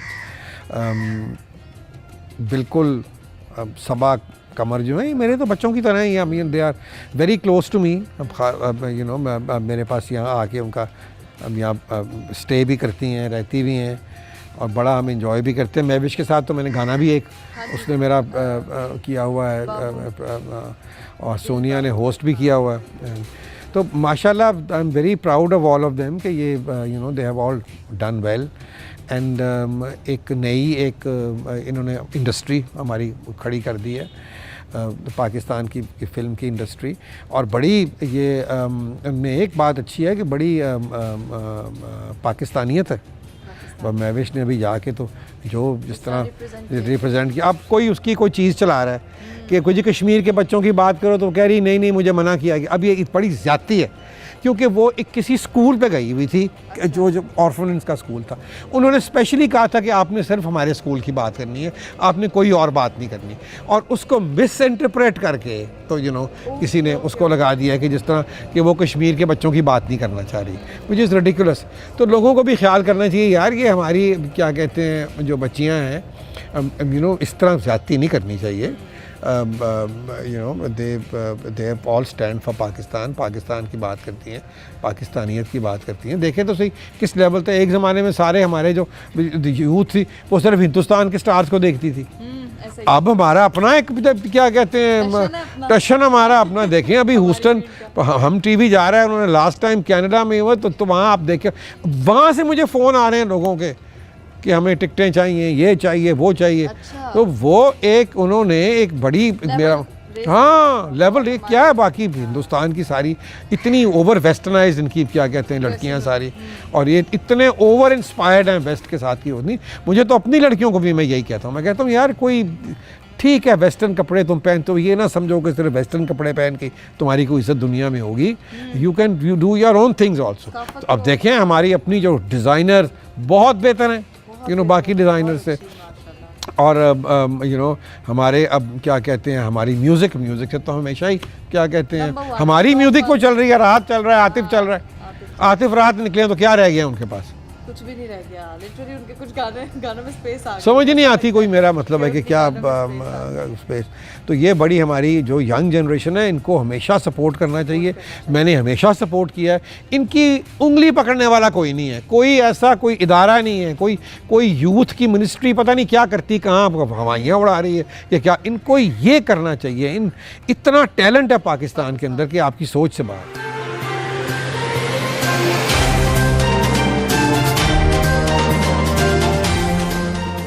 अच्छा, कहते हैं कि यूसुफ सलाहुद्दीन की थपकी के बगैर कोई बंदा मॉडल, सिंगर, एक्ट्रेस नहीं बन सकता। इस बात में कितनी मैं इस बात में बिल्कुल कोई सच्चाई नहीं, मेरी थपकी जो है उसको ही मैटर नहीं करती, क्योंकि ना मैं मॉडलिंग में हूँ ना मैं एक्टिंग में हूँ। सिर्फ ये है कि लोग मेरे वर्ड को रिस्पेक्ट ज़रूर देते हैं। अगर मैं समझूंगा कि इकरा जो है ये एक अच्छी सिंगर है या एक अच्छी मॉडल बन सकती है तो मैं क्या करूँगा, मैं किसी फोटोग्राफ़र के पास तो मैं भेजूँगा, मैं कहूँगा भाई ये देख लो, I think that she is a great she can be a great model. अमूमन व्हेन आई रिकमेंड समवन तो उसको कम से कम फोटोग्राफ़र सीरियसली ज़रूर देखता है, ठीक है। बाकी आगे कोई आई एम श्योर ऐसे कई लोग होंगे जिनको मैंने रिकमेंड किया होगा वो नहीं उनका कोई बना, और चंद उनमें होंगे कि जो definitely they reach the top, ठीक है। सो ये एक मुझे टैलेंट जहाँ भी नज़र आए, चाहे मेरा फील्ड ना भी हो तो मैं कर देता हूँ। वो एक्ट्रेस अच्छी मुझे मिले तो आई वुड, क्योंकि मेरे से सब डिस्कस करते हैं, सब पूछते हैं, कोई डायरेक्टर हो कोई प्रोड्यूसर हो, for a new face, for a new talent, for a new idea. तो जब वो बात होती है तो फिर मैं अपना माइंड करता हूँ, मैं कहता भाई उसको भी देख लो, इसको भी देख लो, तो वो आपकी ये भी कर लो। वर्ड्स को बिल्कुल डेफिनेटली क्या कहते हैं उसको उस पर गौर तो किया जाता है, ठीक है, और कई दफ़ा उस पर अमल दरामद भी हो जाता है। तो मेरी सोच जो है वो डायरेक्टर की सोच से मिल जाती है कि हाँ ये बिल्कुल आप ठीक कह रहे हैं।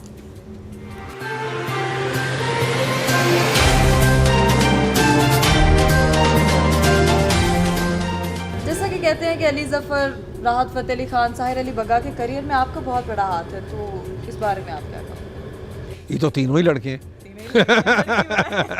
लड़की मैं हूँ।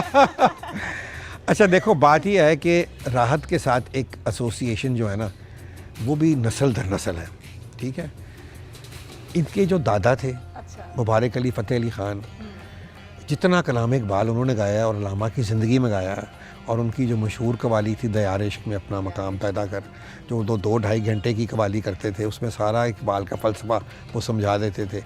इन्होंने बड़ी पॉपुलर है, इनका बड़ा पाकिस्तान बनाने में और पाकिस्तान की सोच को डेवलप करने में और इकबाल का पैगाम फैलाने में बड़ा हाथ है, ठीक है। इसी तरह खान साहब के साथ एक बहुत ही मेरी क्लोजनेस थी। मैंने अपने घर में मुबारक फ़तेह अली ख़ान साहब को, मुबारक अली फ़तेह अली ख़ान साहब को भी सुना होगा। खान साहब के साथ तो मेरी बहुत करीबी थी, और यही मुझे याद है कि इसी दलान में बैठे हुए, ऊपर मैं और इमरान बैठे हुए थे, वो ऊपर वाली जगह पे वो जो है, और यहाँ नीचे है मेरे एक मेरे घर में जो एक खातून जो मेरी हाउसकीपर थी, और वो खाने की माहिर थी, वो मेरे साथ हाँ यहाँ काम करती थी। तो वो एक क्योंकि वो अहले तशी थी तो वो एक झूला लेके जाया करती थी शहबाज कलंदर के उर्स पे। तो उस झूले के ऑनर में वो एक कवाली की महफ़िल रखती थी, और नुसरत फ़तेह अली ख़ान साहब उनकी, ये ग्रेटनेस थी नुसरत फ़तेह अली ख़ान साहब की भी, कि वो छोटी जगह पर भी वो जाया करते थे। अच्छा, उससे पहले मैंने और इमरान ने लाइव नहीं सुना था नुसरत फ़तेह अली को, ठीक है। तो मैं उस वक्त इनकी नई कवाली आई हुई थी, ये जो हल्का हल्का सरूर है, ठीक है। तो मैंने कहा खान से, मैंने कहा यार ये नुसरत आ रहा है। तो उसने जब पूछा मेरी उस खातून ने, उसको हम सब कहते थे अम्मा हाजन या माई हाजन के नाम से वो मशहूर थी। मैंने कहा भी वो नुसरत फ़तेह अली आ रहा है, तो मेरा ख्याल है कि आप भी ज़रा आके ज़रा सुन लो। तो अब यहाँ सारा मोहल्ला बैठा हुआ है और खान साहब बैठ के यहाँ गा रहे हैं वो दिन। उसके बाद सीधा खान साहब का काम शुरू हो गया शौकत खानम के लिए। जगह जगह खान साहब ही जाते थे। लेडी डायना आई, खान साहब ने गाया, कोई आया फिर खान साहब ने गाया।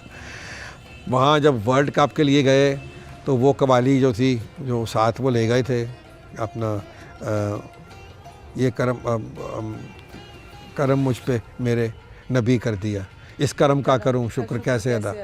वो सीडी ख़राब हो गई, फिर दूसरी सीडी यहाँ से दोबारा भिजवाई गई। क्या कहते हैं, सारा वक्त वो कवाली चलती थी गाड़ी के अंदर, जब सारी टीम वो सुनती थी और उससे इंस्पायर होती थी। यानी कि आप सोचें कि ये हकीकत मैं आपको बता रहा हूँ, ठीक है। तो वहाँ से खान साहब का भी सफ़र जो था वो क्या कहते हैं फिर एक हाँ फिर एक बहुत बड़ा ब्रेक थ्रू। फिर वहाँ फिर खान साहब बाहर गए। फिर खान साहब राहत छोटा सा था होता था, उनके साथ आया करता था। इनकी मेरी तो उनके वालिद के साथ और खान साहब के साथ बहुत दोस्ती थी। मुझे याद है कि जब वो खान साहब फौत हो गए तो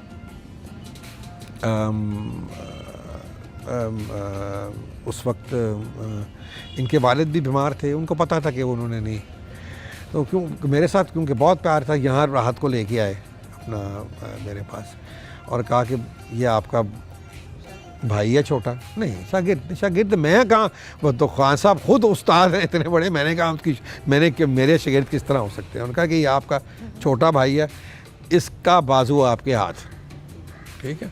मैं पता नहीं ज़िंदा रहूँ ना रहूँ। और वो हमारा प्यार मेरा और राहत का जो एक अब मैं उसका बाबा भी मुझे वो कहता है, बड़ा भाई भी वो कहता है, बाप की तरह भी समझता है और बेहद यानी कि हमारा एक रैपो है। और उसमें हमने जो काम किया है, जो ये हमारी इस कोलैबोरेशन में जिसमें साहिर अली बग्गा और मैं और राहत, जिसको हमने नाम दिया है, एक कोलैबोरेशन हमने की थी कि भी हम इकट्ठे मिल के काम करेंगे। तो वो उसका नतीजा निकला कि ये सारी, क्योंकि राहत ने जितनी कवाली की है ना पिछले 12 साल में, वो आई थिंक 90% मेरे साथ ही की है।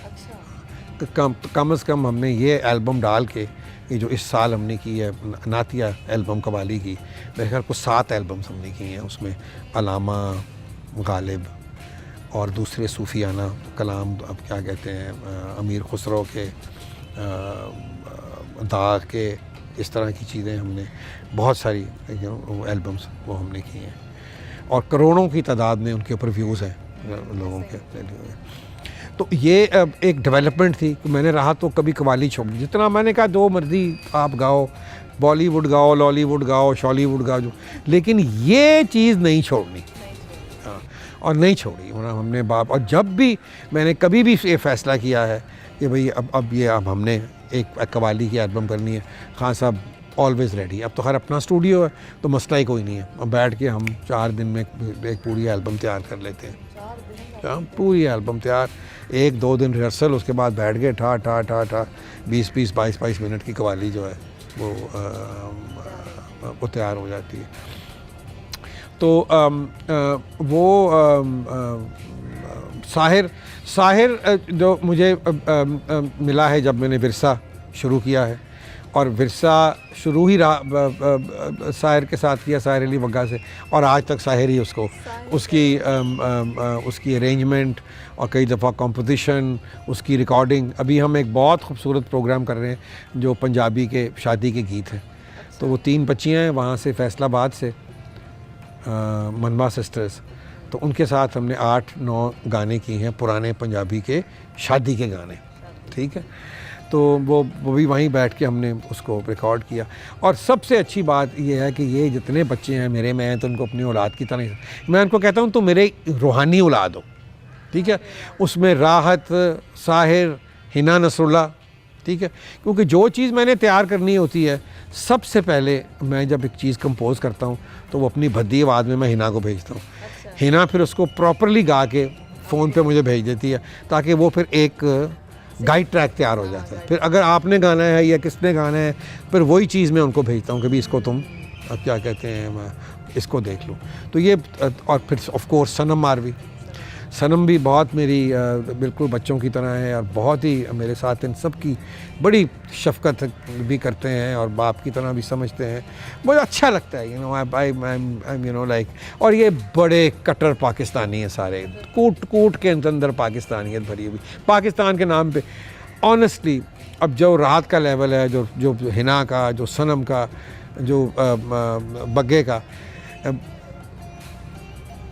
पीटीवी से मेरा ख्याल है कि ये कुछ भी नहीं लेते, कुछ भी नहीं लेते। मेरा मतलब है, यू नो, जहाँ पीटीवी का या विरसे का नाम आता है तो यू नो दे कहते हैं ठीक है कोई बात नहीं, जो भी नहीं, ठीक है। सो ये बड़ी इनकी, मैं समझता हूँ कि ये बड़ी ग्रेटनेस है इनकी कि ये सारी चीज़ें जो मैं कर रहा हूँ ये यूट्यूब पे जा रही हैं। They are going to be, you know, आज नहीं 10 साल के बाद, 20 साल के बाद, मेरे मरने के बाद ये चीज़ें ख़त्म नहीं होंगी, ये रहेंगी वहाँ। और जो आने वाली जनरेशन है, जब भी उन्होंने इस ख़जाने में डिप करके कोई ना कोई चीज़ निकालनी होगी तो उनको हर चीज़ मिल जाएगी वहाँ से।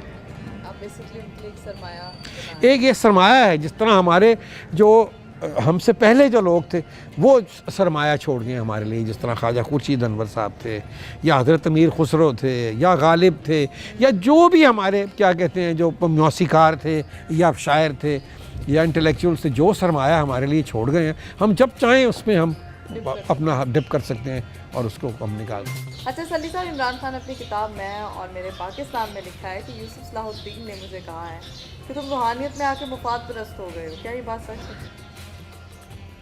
नहीं, मुझे नहीं है। कहाँ लिखा है उसने इस किताब में? इस बुक में उन्होंने लिखा है, मैं और मेरा पाकिस्तान। मैंने नहीं किताब पढ़ी है। हो सकता है मेरी कई लड़ाइयाँ उसके, मैं कई दफ़ा मेरी लड़ाई हो जाती है खान साहब से, और ये एक नेचुरल बात है। मेरा मतलब है कि वो भी बड़े अपने जो बात के पक्के हैं और हिलने की नहीं करते, और मुझे भी कई दफ़ा क्या कहते हैं, वो तो एक नेचुरल बात है कि यू नो हम कोई चीज़, और मैं भी मेरी आदत तबीयत है कि मैं कह देता हूँ। हाँ, वो लिखी गई हो। हालांकि इमरान जो है वो भी बिल्कुल मलंग एट हार्ट, कभी ना उसको कोई कपड़ों की, ना कभी उसको कोई गाड़ियों की, ना किसी चीज़ की। मैंने उसको अल्लाह ताला ने दिया ही इतना है। कोई, मेरा मतलब है कि मैं जो हूँ, लेट्स से कि आप हैं, ठीक है, आप दुनिया में जहाँ जाएं आपके लिए बेहतरीन लोग, बेहतरीन सोसाइटी, बेहतरीन घर, बेहतरीन खाने, ठीक है। जब आपको हर चीज़ जो है वो आपके लिए अल्लाह ताला ने वैसे ही कमीनों कर दी, तो फिर क्या ज़रूरत? मैंने देखा उसको दाल रोटी भी खा के वो आराम से सो जाता है, ठीक। अब तो माशाल्लाह क्या कहते हैं कि घर में उनके जब when he was a bachelor तो कोई नहीं होता था। मैंने जाना तो मैंने यू नो खुद ही कुछ पका लेना, यू नो, वहाँ से कोई स्टेकें सूखे ले आनी, चलो भी बैठ के वो खा खू ली, पका ली। बाकी मुलाजिम होते थे, लेकिन जब घर में कोई औरत ना हो तो बंदा, you know, not everybody is like me, I can run a beautiful house, ठीक है। और ख़ान साहब को तो वैसे ही कोई टाइम ही नहीं होता, जाहिर बात है, कहाँ उसने घर का करना कराना। तो दोस्त वोस्त ही कर देते थे, यू नो, कोई सेटअप भी कर दिया, कुछ मुरम्मत भी कर दी, कुछ ठीक भी देख ली, वो अच्छा चलो ये कर लें, चलो ये बना दो, ये कर दिया, सिंपल। और कोई नहीं, तो चपली पहनी हुई है। तो मुझे याद है हम शिकार पे जाया करते थे जोराबाद, तो जोराबाद में हमारी एक मिल है, तो वहाँ हम बहुत शिकार पे अपना जाया करते थे, वहाँ घर भी है। तो वहाँ हमारे एक शिकारी थे, बड़े he was a very humorous person, sense of humour वहाँ का लोकल ही वो था। तो अच्छा, इमरान की चपली हमेशा पहन के तो बिल्कुल ही वो यू नो घिस गई होती थी। तो उसने उन्हें कहना, ओह हाँ जी, बात चप्पली तो बदल लो अपनी। We used to have a great laugh on that, but it made no difference to ever made any difference to him कि दुनिया में कहीं भी हो, किसी सोसाइटी में हो, उसने अपनी अगर जीन्स पहनी है तो नीचे फिर भी पेशाब चप्पली पहनी है, ठीक है, अपना नहीं वो भूला, ठीक है। तो ये नहीं कि उसकी आदत थी। अब लोग कहते हैं जी न्यू फाउंड इस्लाम, मैंने हमेशा उसको देखा है कि मैंने उसको देखा है सुबह की नमाज़ पढ़ते हुए। एक दफ़ा मुझे याद है कि हम क्रिकेट मैच हो रहा था कराची में, तो मैं भी पहुंच गया वहाँ, तो कोई कमरा नहीं था, तो उसके बाद बड़ा कमरा था, उसने कहा मेरे पास ही आ जाओ। तो मैं सुबह उठ के देखा खान साहब सर पे चादर बांधी हुई है, ठीक है, हैं, और नीचे निकर पहनी हुई है, ठीक है, और नमाज पे खड़े हंस हंस के my can't tell you I couldn't stop laughing. तो सो मेरा मतलब है कि उस बंदे को अपने मज़हब से, अपने कल्चर से, अपने मुल्क से बेपनाह मोहब्बत है, बहुत लगाव है। गलतियाँ भी बहुत आई एम श्योर हैं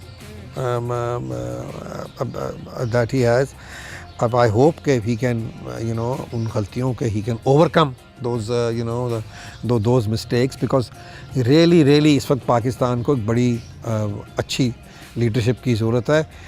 ये जो उन्होंने तकरीर की है वहाँ यूनाइटेड नेशंस में, आई थिंक कि उन्होंने तमाम पाकिस्तानियों की और तमाम आलम इस्लाम के मुसलमानों की, उसने जो उनके जो दिल में था उसने ये कहा है, he has not felt ashamed at all of being a Muslim. ये उसने बताया कि मुसलमान होना कोई जो क्या कहते हैं, कोई जिस तरह दुनिया को बताया गया है कि कोई गुनाह नहीं है, इस्लाम ये है और हम मुसलमान हैं and we are proud of it. और ख़ास तौर पे जो नमूस रसालत के ऊपर उन्होंने बात की है, जिस तरीके से वेस्ट को समझाया है कि भाई हम अपने नबी को, हमारे लिए हमारा नबी हमारा बाप, हमारी माँ, हमारा सब कुछ है।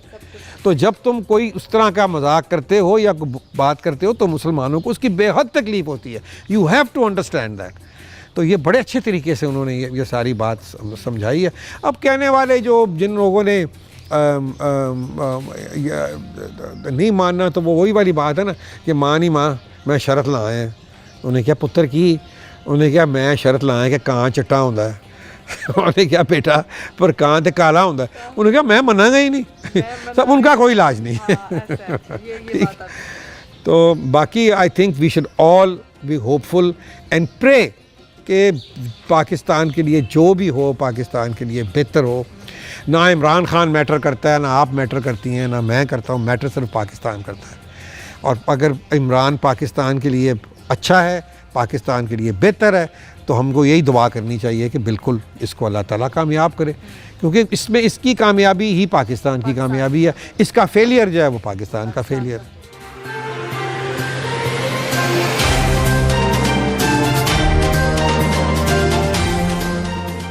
अच्छा, इमरान खान देखते ही देखते प्ले बॉय से एक रूहानियत की तरफ चले गए, इस पर आप क्या कहेंगे? देखिए मेरी बात सुने, बात यह है कि जवानी सब पे आती है, ठीक है। उसने ख़ुद अपना एक बड़ा खूबसूरत आर्टिकल उसने लिखा है, मेरा ख्याल पता नहीं आपने शायद पढ़ा कि नहीं, उन 2012 में उसने ये आर्टिकल लिखा था कि किस तरह उसके अंदर ये चेंज आया। वो पढ़ने वाला आर्टिकल है, आई थिंक वो खलीज टाइम्स में या किसी में वो आर्टिकल निकला था। और बेसिकली आई थिंक आपको अल्लाह ताला जो है ना, आपको रास्ता जब दिखाना शुरू करता है ना और आपकी मुश्किलों को आसान करना शुरू करता है, तो आप रियलाइज़ फिर करते हो कि कोई ताकत जो है वो यू नो बिल्कुल। दूसरी बात यह है कि देखें, वालदा उनकी मजहबी है, हमारे अब क्या कहते हैं पाकिस्तान में वालदाएँ ही ज़्यादा मजहबी होती हैं, वालिद जो हैं वो इतने शायद ज़्यादा नहीं होते हैं, लेकिन इतने ज़्यादा नहीं होते। सो एक घर में इनके जो अपब्रिंगिंग थी वो नहायत मजहबी थी, ठीक है, और विद गुड वैल्यूज़। तो वो ज़ाहिर बात है उसका असर तो होता ही है। अगर आपके में जिस तरह जो आपने अपने बुज़ुर्गों से सीखते हैं वो आपका उसके ऊपर आपका असर होता है। तो वो बिल्कुल था, एक वक़्त था कि वो चको चौंध जो थी वेस्ट की, वो कहते हैं ना कि तू अभी रह गुज़र में है, तो वो जो है ना अलामा का शेर कि गर्चे है दिल कुशा बहुत, हुस्ने फ़रंग की बहार, तायरे के बुलंद बाल, दाना व दाम से गुज़र। तो खान साहब भी इसी तरह से गुज़र के आए हैं सारी चीज़ में, ठीक है। वो उन्होंने जितना क्लोजली उन्होंने देखा है वेस्ट को, और जिस तरह western society, western royalty, western elite ने उनको एक्सेप्ट किया है, मेरा नहीं ख्याल कि किसी और को किया है, कभी किया है। पाकिस्तानी को क्या, इंडियन को भी किसी ने नहीं किया, ठीक। वो एक लेवल जो क्या कहते हैं जो खान को जो मिला है वो शायद किसी और को नहीं मिला। तो he has been through all this, उसने ये सब हुस्न और रंगो बहार और ये सब चीज़ उसको से गुज़र के वो आया है, ठीक है। He has seen all this. तो ये एक बहुत बड़ी बात होती है कि जब आप एक माइंड में आपके एक्सपीरियंस भी हो कि तो आई थिंक कि वो और वो अब जो मैं समझता हूँ कि इस वक्त ज़िंदगी के जिस हिस्से में वो है वो उसकी तैयारी जो है वो पूरी कर दी गई है, पूरी कर दी गई है, उसने नहीं की। अच्छा। जिसने भी की है उसकी तैयारी पूरी कर दी गई है। ये चीज़ें मुझे थोड़ा सा समझाएं। मतलब देखें यहाँ तो हम तो हमारा तो ये ईमान है ना कि अल्लाह की ताकत के से पत्ता भी नहीं हिलता उसके कहने के बगैर। तो ये जो एक इमरान खान का जो एक आइटम आप कह सकते हैं यह जो है ये भी तैयार की गई है। अच्छा अच्छा अच्छा अच्छा अच्छा। ये भी एक देखें आप जो लोग इस चीज़ को समझते हैं या नहीं समझते, उसकी लोग दुनिया में उसकी लोग बात सुनते हैं, ठीक है। अब अगर ट्रंप साहब भी हैं या कोई और भी वर्ल्ड लीडर्स हैं वो उसको अपने लेवल का देखते हैं, वरना आपको पता है कि कितने रेसिस्ट हैं ये सारे जो गोरे हैं। ये तो किसी को जो मर्जी कहें, लेकिन वो मेरा मतलब आप जो मर्जी कर लें मोदी को वो चाहे क्या डील कर लेंगे, सब कुछ कर लेंगे, लेकिन आपको पता है इस दफ़ा उन्होंने ख़ास तौर पे कहा है मोदी को, ट्रंप ने, कि मुझे गले ना लगना मेरे। या वो एक डिफरेंस नजर आया उनकी, वो हाँ टेलीविजन में इमरान खान को जो है वो उसको अपने लेवल का समझते हैं। अब जो उसकी जो ट्रंप की जो वाइफ थी पहली, उनसे इमरान की Imran new her well also. And इसी तरह जो ट्रंप थे वो जेम्स गोल्डस्मिथ के भी बहुत बड़े फ़ैन थे, ठीक है। अब ये इनके लिए छोटी बात नहीं है कि एक शख्स जब उसकी तलाक हुई वो आधा जायदाद का हिस्सा ले सकता था जमायमा का, जो उसने नहीं लिया। तो ये सारी चीज़ें उनको पता हैं, दे नो दीज थिंग्स कि ये बंदा किस लेवल का है। तो वो ज़ाहिरी बात है कि यही फिर अस्पताल, फिर यूनिवर्सिटी, जो इन चीज़ों का अगर हम शायद असर ले ना लें, लेकिन बाकी दुनिया में इन चीज़ों की बड़ी कदर है, ठीक है। So they look at him from another level, ठीक है। अब आप देखें, अब मेरा मतलब है कि मैं ये इसलिए नहीं कि मेरे दोस्त हैं, लेकिन अभी आप सोशल मीडिया उठा के देख लें किस किस लेवल के बंदे उसकी तारीफ़ कर रहे हैं। ऐसा ही कोई साउथ अफ्रीकन गोल्फ प्लेयर है, कोई सेनेटर है, कोई यूनिवर्सिटी के प्रोफेसर हैं अमेरिका में, they are talking about his speech. कभी किसी ने तो आईना दिखाया है, ये क्या तमाशा बनाया हुआ यूनाइटेड नेशंस ने भी कि भई आप किस चीज़ के लिए, किस मकसद के लिए आपको बनाया गया और आप क्या कर रहे हैं, और क्या आप सारे क्या कहते हैं आलम इस्लाम के ऊपर आपने उनको इस्लामी फोबिया फैला के तो आपने हर मुसलमान को ही आपने क्या कहते हैं कंडेम कर दिया। तो ये एक बात है जो लोग अब रियलाइज़ करेंगे, it's not going to be. हाँ,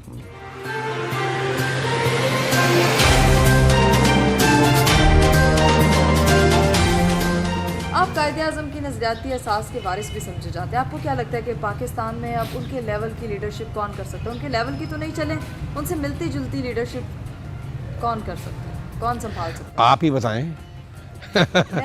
अब मैं आपसे सवाल करता हूँ, मुझ पे छोड़ें। मैं नहीं बता रहा, बताएं। चले, you are a young Pakistani, okay. I am somebody who's, वो कहते हैं ना कि तेरा दिल तो है सनम आशना, मैं तो आशना हूँ। आप मुझे बताएं कि आप what do you think, leader किसको मानते हैं कि कौन ऐसा जो कोई शख्स है कि जो आई थिंक वो शख्स जो कायद-ए-आज़म की विजन में बिलीव करेगा और उस पर एक्ट करेगा और उसमें ये एबिलिटी भी हो कि वो एक्ट करे, वही जो है वो उस कैलिबर, कायद-ए-आज़म का कैलिबर तो कोई पूरा कर नहीं सकता, वो तो आप छोड़ दें बात।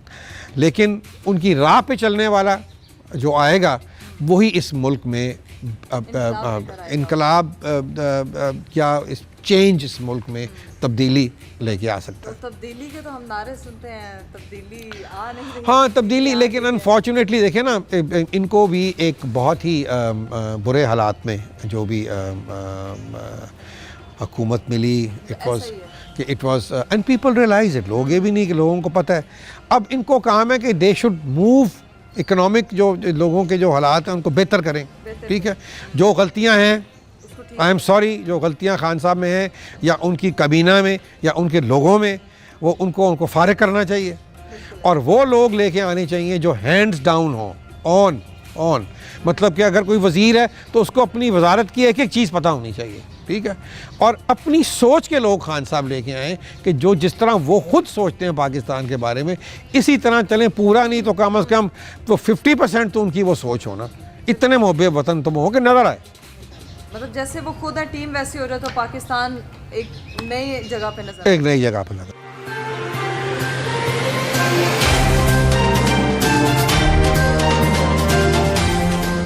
अच्छा, आपसे सियासी मशवरे वगैरह इमरान खान करते हैं कभी? जब से कभी कभार हम कोई सियासत पे, मैं इस पे बात नहीं करना चाहता।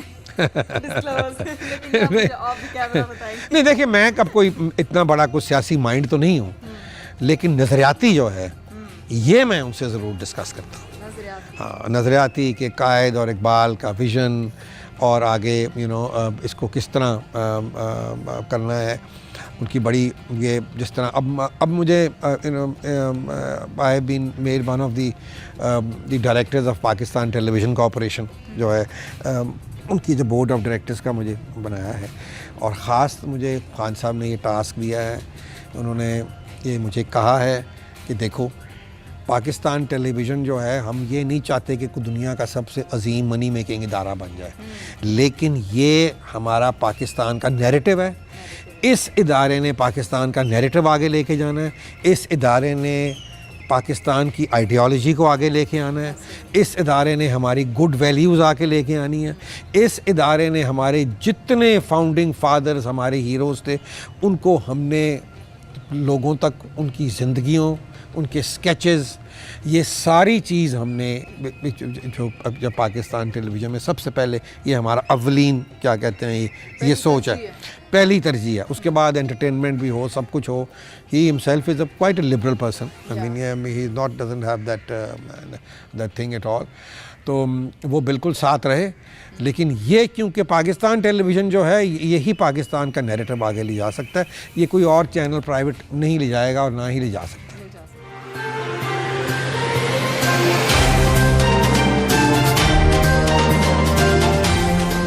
अच्छा, मैं आपसे ये पूछूंगी कि आप जैसे कि इमरान खान के बहुत अच्छे दोस्त हैं, तो आप तो उनके बारे में बहुत अच्छी तरह से जानते होंगे, तो वो उनको खाने में क्या पसंद है और वो कौन सी ऐसी चीज़ें हैं जो आप हमसे शेयर कर सकते हैं जो ज़्यादा लोग इमरान खान के बारे में नहीं जानते? अब मुझे नहीं पता, मेरा तो ख्याल है कि सब कुछ ही लोग जानते हैं, ठीक है, और जो सच नहीं है वो भी लोग जानते हैं।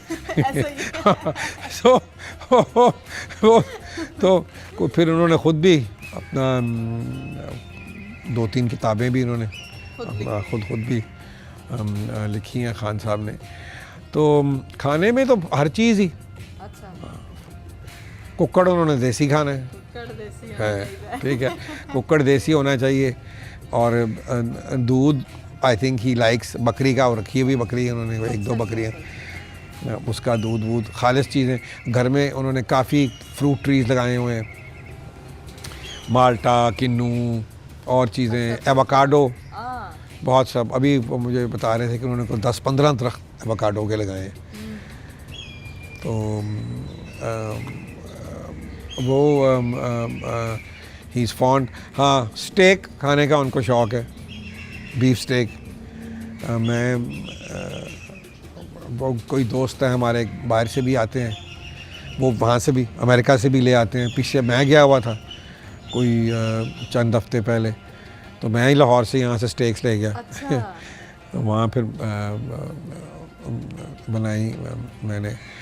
तो वैसे उसको ना कुछ मिले तो मैं, जैसे हमने कहा, दाल रोटी भी खा लेगा आराम से, कोई गुजारा कर लेगा। और पढ़ने का बहुत शौक़ है, बुक्स वगैरह। हाँ, वो बल्कि उसकी किताब एक अनारकी विलियम डरम्पल ने वो किताब लिखी है, बड़ी ज़बरदस्त ईस्ट इंडिया कंपनी के ऊपर। बहुत उसने बेइज्जती किया ईस्ट इंडिया कंपनी की कि कितना जुल्म इन्होंने आके तो किया है इंडिया के ऊपर। तो वो मैंने खान साहब को, जब अमेरिका में थे तो मैंने कहा या अगर आपको ये प्लीज़ किताब मिले तो लेते आइएगा। तो वो मैं देख रहा था कि वो रास्ते में वो सोशल मीडिया पे तस्वीरें थी कि वही किताब वो पढ़ रहे थे। अच्छा, जो वो आपके लिए लाने वाले थे। जो लाने वाले थे, तो मेरे ख्याल अब जब वो पढ़ लेंगे तो फिर मुझे मिल जाएगी वो किताब। सो पढ़ने का बहुत शौक़ है। कम लोगों को ये पता है दैट ही रीड्स हर किस्म की किताब, हिस्ट्री पे, रिलीजन पे, सूफीज़म पे, वो पढ़ते हैं। कवालियों का शौक़ है, सबसे ज़्यादा एंजॉय वो कवाली करते हैं। और पीछे पता नहीं, अब मुझे याद नहीं आ रहा कौन सी एक कवाली थी, मेरी ही कॉम्पोजिशन थी, उनको बड़ी पसंद है वो। फिर मैंने उनको यूट्यूब के लिंक भेज देता हूँ। हाँ, वो सुनते हैं। आई थिंक शायद भाभी भी सुनती हैं, उनको भी। She is very spiritual also.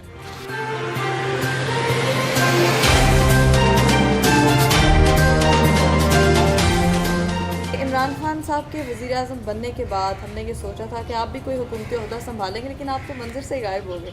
इसके बारे में मैं जो काम कर रहा हूँ ना, वही अच्छा, वो सबसे ज़्यादा अहम नहीं, अच्छा तुमने नहीं कहता, अच्छा होगा मेरे लिए, अच्छा सबसे ज़्यादा अहम है। ठीक है, I would like to maintain my independence. ठीक है, और जहाँ जहाँ मेरा मतलब है मैं कुछ कर सकता हूँ पाकिस्तान के लिए, मैं करता हूँ। मुझे किसी से कोई पूछने की ज़रूरत नहीं है।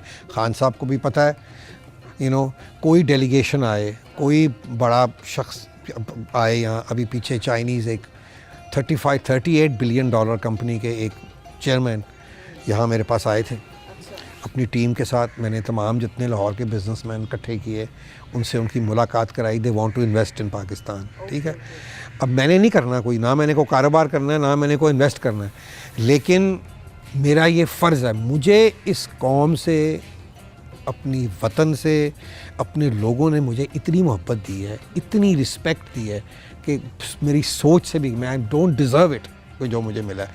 इट इज़ नाउ टाइम कि हमारा पे बैक टाइम है। हम जो जहाँ जहाँ बैठे हुए हैं, जो छोटी बड़ी चीज़ इस मुल्क में हम कर सकते हैं हम करें। इसी तरह एक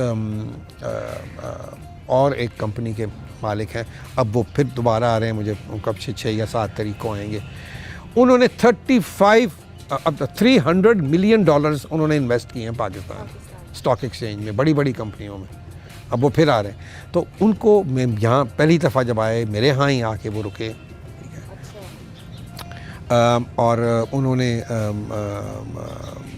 उनके साथ जमायमा के सबसे जो छोटे भाई हैं, उनकी जो गोल्डस्मिथ की जो लास्ट वाइफ थी जो फ्रेंच थी, उनमें से वो भी उनके साथ थे, उनके पार्टनर हैं। तो उन्होंने सारा माहौल देखा, सब कुछ किया, और उन्होंने यहाँ इन्वेस्ट किया, जो कि अच्छी बात है। ये इन्वेस्टमेंट पाकिस्तान में आएगी तो बात बनेगी।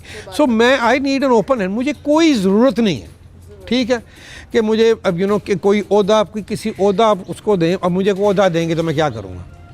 ये ठीक है, मैं पीटीवी के बोर्ड पे हूँ, मैं लाहौर म्यूज़ियम के बोर्ड पे हूँ, मैं आपकी टूरिज़म के बोर्ड पे हूँ, मैं आपकी वॉल सिटी अथॉरिटी का, मैं जो वॉल सिटी अथॉरिटी की जो हेरिटेज कमेटी में उसका चेयरमैन हूँ। ये चीज़ें जो मैं कर सकता हूँ, जिनकी मैं अहलियत रखता हूँ, मैं उनमें ऑलरेडी इन्वॉल्व हूँ। कोई ज़रूरी नहीं है कि मैं उस चीज़ का चेयरमैन ही बनूँ। अब मैं हूँ, मसलन कामरान लशारी साहब हैं, हम इतने सालों से इकट्ठे काम कर रहे हैं, कभी हमने नहीं, मैंने नहीं फ़ील किया कि भाई वो को ज़्यादा मेरे से कर रहे हैं या मैं उनसे कम कर रहा हूँ।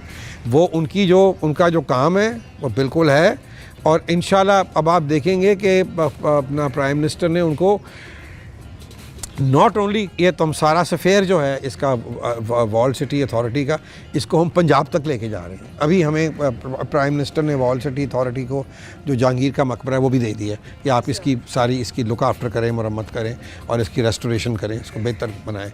इसी तरह पेशावर का जो ओल्ड सिटी है, वहाँ भी कामरान साहब को इन्वॉल्व किया। फिर जो अपना जो बड़ा खूबसूरत फोर्ट है बलूचिस्तान में, उसकी भी सारी रेस्टोरेशन उन्हीं के ज़िम्मे है। सो ये अच्छी बात है कि जो लोग अहल हैं किसी चीज़ के, they should be they are doing it. तो इसमें कोई ज़रूरी नहीं है, मुझे कभी भी कोई ओहदों शोदों का कोई इतना कोई शौक़ वौक़ नहीं था, और ना ही अभी भी है। कोई मेरा जो कोई काम होता है, देखें बात यह है ज़िंदगी में मैंने ये देखा है कि अगर आप कोई सही काम करना चाह रहे हैं ना, तो ना पैसों की कमी होती है कभी, और ना कोई आपको रोकता है, ठीक है। तो अब तो मेरा मतलब है कि सारी दुनिया को पता है कि मेरी खान साहब के साथ क्लोजनेस है। अब कौन मुझे, मेरा मतलब है कि अगर कोई मैं अच्छा काम करना चाहूँ, ठीक है, अगर मैं किसी भी अफसर से कहूँ कि पीछे हमने मैंने I asked the commissioner Lahore, मैंने जो डीजी हैं हमारे PHA के उनको और वासा के लोगों को, हमने यहाँ संडे को हम इकट्ठे हुए, हमने थोड़ा सा दौरा किया अंदरून शहर का, देखा कहाँ कहाँ ट्री की प्लांटेशन हो सकती है, ठीक है, वो हम कर। अब क्या मेरे पास कोई पावर तो नहीं है ना, लेकिन जो अब लोग हैं, अब जो अपने ओहदों पे बैठे हुए हैं, उनको पता है कि मैं को मिसगाइड नहीं करूँगा, या मेरा को अपना को पर्सनल नहीं है, ज़ाती मफाद नहीं है, अच्छी राय दूँगा उनको, क्योंकि मेरा भी एक एक्सपीरियंस है, ठीक है।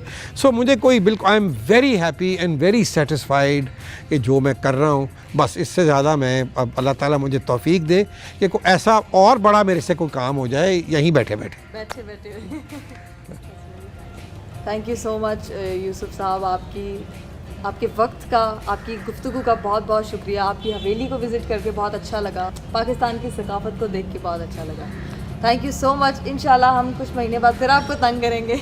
अभी हमें ज़रूर तंग करना, और अब तो मौसम और भी अच्छा हो जाएगा 2-3 महीने में। अच्छा यूसुफ साहब, अगर आज के दौर में इल्लामा इकबाल वापस आए और वो देखें कि क्या ये वो पाकिस्तान था जिसका उन्होंने ख्वाब देखा था? ये एक पूछने का जवाब, मतलब ये को पूछने वाली बात है, हमें पता नहीं है ये क्या, ये कायदे आज़म और इकबाल का पाकिस्तान है, कहाँ से? वो भी देख के हैरान हो जाएंगे कि क्या हो। हैरान पता नहीं होना, दुखी ज़रूर होंगे, लेकिन उम्मीद का दामन कभी नहीं छोड़ना चाहिए, ठीक है। मैं समझता हूँ कि इमरान जो है वो डेफिनेटली एक ज़हनी और दिली तौर पे he is a great admirer of कायदे आज़म रहमतुल्लाह अलैह एंड इल्लामा इकबाल। बिल्कुल, मैंने कि मैं as a friend, as a close friend, somebody who has grown up with him, school के ज़माने से हमारी जो बेसिक, जो हमारी ग्राउंडिंग जो है ना, जो हमारे वालदैन ने, उसके भी और मेरे भी, क्योंकि उनकी भी बड़ी कंट्रीब्यूशन है। और आप वो तस्वीर देखें, जो एक तस्वीर है जिसमें इल्लामा इकबाल और कायदे आज़म इकट्ठे बैठे हुए हैं राउंड टेबल कॉन्फ्रेंस पे, एक ही तस्वीर है लंदन में, उसमें इमरान के नाना भी मौजूद हैं और उनकी वालदा के कज़न भी मौजूद हैं, दोनों। ये एक जो स्टूडेंट्स थे, जो कैम्ब्रिज में मुसलमान स्टूडेंट्स पढ़ रहे थे, उन्होंने ये कायदे आज़म और इकबाल को मिलाने के लिए ये डिनर दिया था, ठीक है।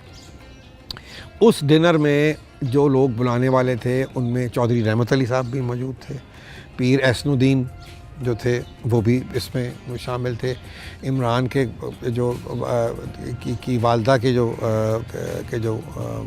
शायद मामू थे, जावेद ज़मान साहब के चचा ख़ान ज़मान साहब भी थे, फिर इनके जो नाना थे वो भी थे, ख्वाजा अब्दुल रहीम साहब थे, और कुछ चंद लोग थे जिनके अब मुझे नाम याद नहीं आ रहे, जो उस मेज़ पे उनकी खाने की भी तस्वीर भी है। और वहाँ इनकी मुलाकात, पहली मुलाकात हुई कायदे आज़म और इकबाल की वहाँ। और उसके बाद जब अल्लामा साहब, जब almost when he was on his way out, तो कायदे आज़म उनके घर तब तशरीफ़ लाए थे यहाँ जावेद मंजिल, वो उनकी लास्ट मुलाकात थी। सबसे इंटरेस्टिंग बात यह है कि जितने ख़त अल्लामा ने लिखे कायदे आज़म को, और जितने ख़त कायदे आज़म ने अल्लामा को लिखे, उनमें से जो इकबाल ने ख़त लिखे कायदे आज़म को वो तो मौजूद हैं, लेकिन जो ख़तूत कायदे आज़म ने अल्लामा को लिखे वो मौजूद नहीं है। वो जला दिए अल्लामा ने, इसलिए जलाए कि उस वक़्त कायदे आज़म बिल्कुल ही तैयार नहीं थे, पाकिस्तान के हक़ में नहीं थे। वो समझते थे कि नहीं, इंडिया को स्प्लिट नहीं होना चाहिए, लेकिन इकबाल समझ गए थे कि हाँ कि ये जो ये इन जो हैं ये इनकी सारी जो इनकी कांग्रेस की जो थिंकिंग है ये कभी भी हमें नहीं, अल्टीमेटली फिर कायदे आज़म को ये बात जो थी ये जो रियलाइज़ हुई कि नहीं, एंड देन ही रियलाइज़ कि यार मुझे कुछ करना नहीं है, कि मैं ही कुछ कर सकता हूँ। कि इकबाल ने कहा था यही बंदा है जो कर सकता है, कोई दूसरा नहीं। किसी के पास ना ये अहलियत है, ना दिमाग है, ना वो सच्चाई और ना ही वो क्या कहते हैं वो ताकत है कि वो पाकिस्तान को बना सके और ख़ास तौर पे अंग्रेज़ सरकार को कन्विंस कर सके अपनी ज़बान में कि ये हो जाए। तो उन्होंने वो सारे खतूत इसलिए जलाए कि अगर ये खतूत कल को निकले तो इसकी मिस इंटरप्रटेशन होगी, ठीक है। हाँ, वो कायद पे कोई चीज़ उछलेगी कि भाई हाँ, आपको पता है हमारे लोग तो बहुत शरारती भी हैं ना, लोगों ने निकाल उन्होंने कहा जी वो तो पाकिस्तान बनाने के हक़ में ही नहीं थे, हालांकि ये बिल्कुल एक टाइम पे वो नहीं कन्विंस थे, और जब हुए तो फिर उन्होंने आप देखें फिर 8-9 साल के अंदर अंदर ही उन्होंने क्या कहाँ उस चीज़ को किया। तो ये ऑफ कोर्स और बिल्कुल कायदे आज़म और इकबाल की सोच जो थी वो एक थी। और याद रखिए ये जो खान बार बार कहता है Misaq Madina, exactly the whole concept, the whole ideology of Pakistan is based on Misaq Madina, कि a state, a welfare state which gives equal rights to all its citizens, तमाम शहरियों के, चाहे वो तो काफिर हों या ईसाई हों या जो भी हों, के उनके इक्वल हकूक़ थे। ये रसूलुल्लाह सल्लल्लाहु अलैहि वसल्लम ने मिसाक मदीना में दिए थे हकूक़ मदीने के शहरियों को, कि बिल्कुल एक जैसा मसावी सलूक होगा सबके साथ। ये बेसिस था पाकिस्तान का। Thank you so much Yusuf साहब, आपके वक्त का, आपकी गुफ्तगू का बहुत बहुत शुक्रिया। आपकी हवेली को विज़िट करके बहुत अच्छा लगा, पाकिस्तान की सकाफ़त को देख के बहुत अच्छा लगा। Thank you so much. इंशाल्लाह हम कुछ महीने बाद फिर आपको तंग करेंगे। अभी हमें ज़रूर तंग करना, और अब तो मौसम और भी अच्छा हो जाएगा 2-3 महीने में। इंशाल्लाह।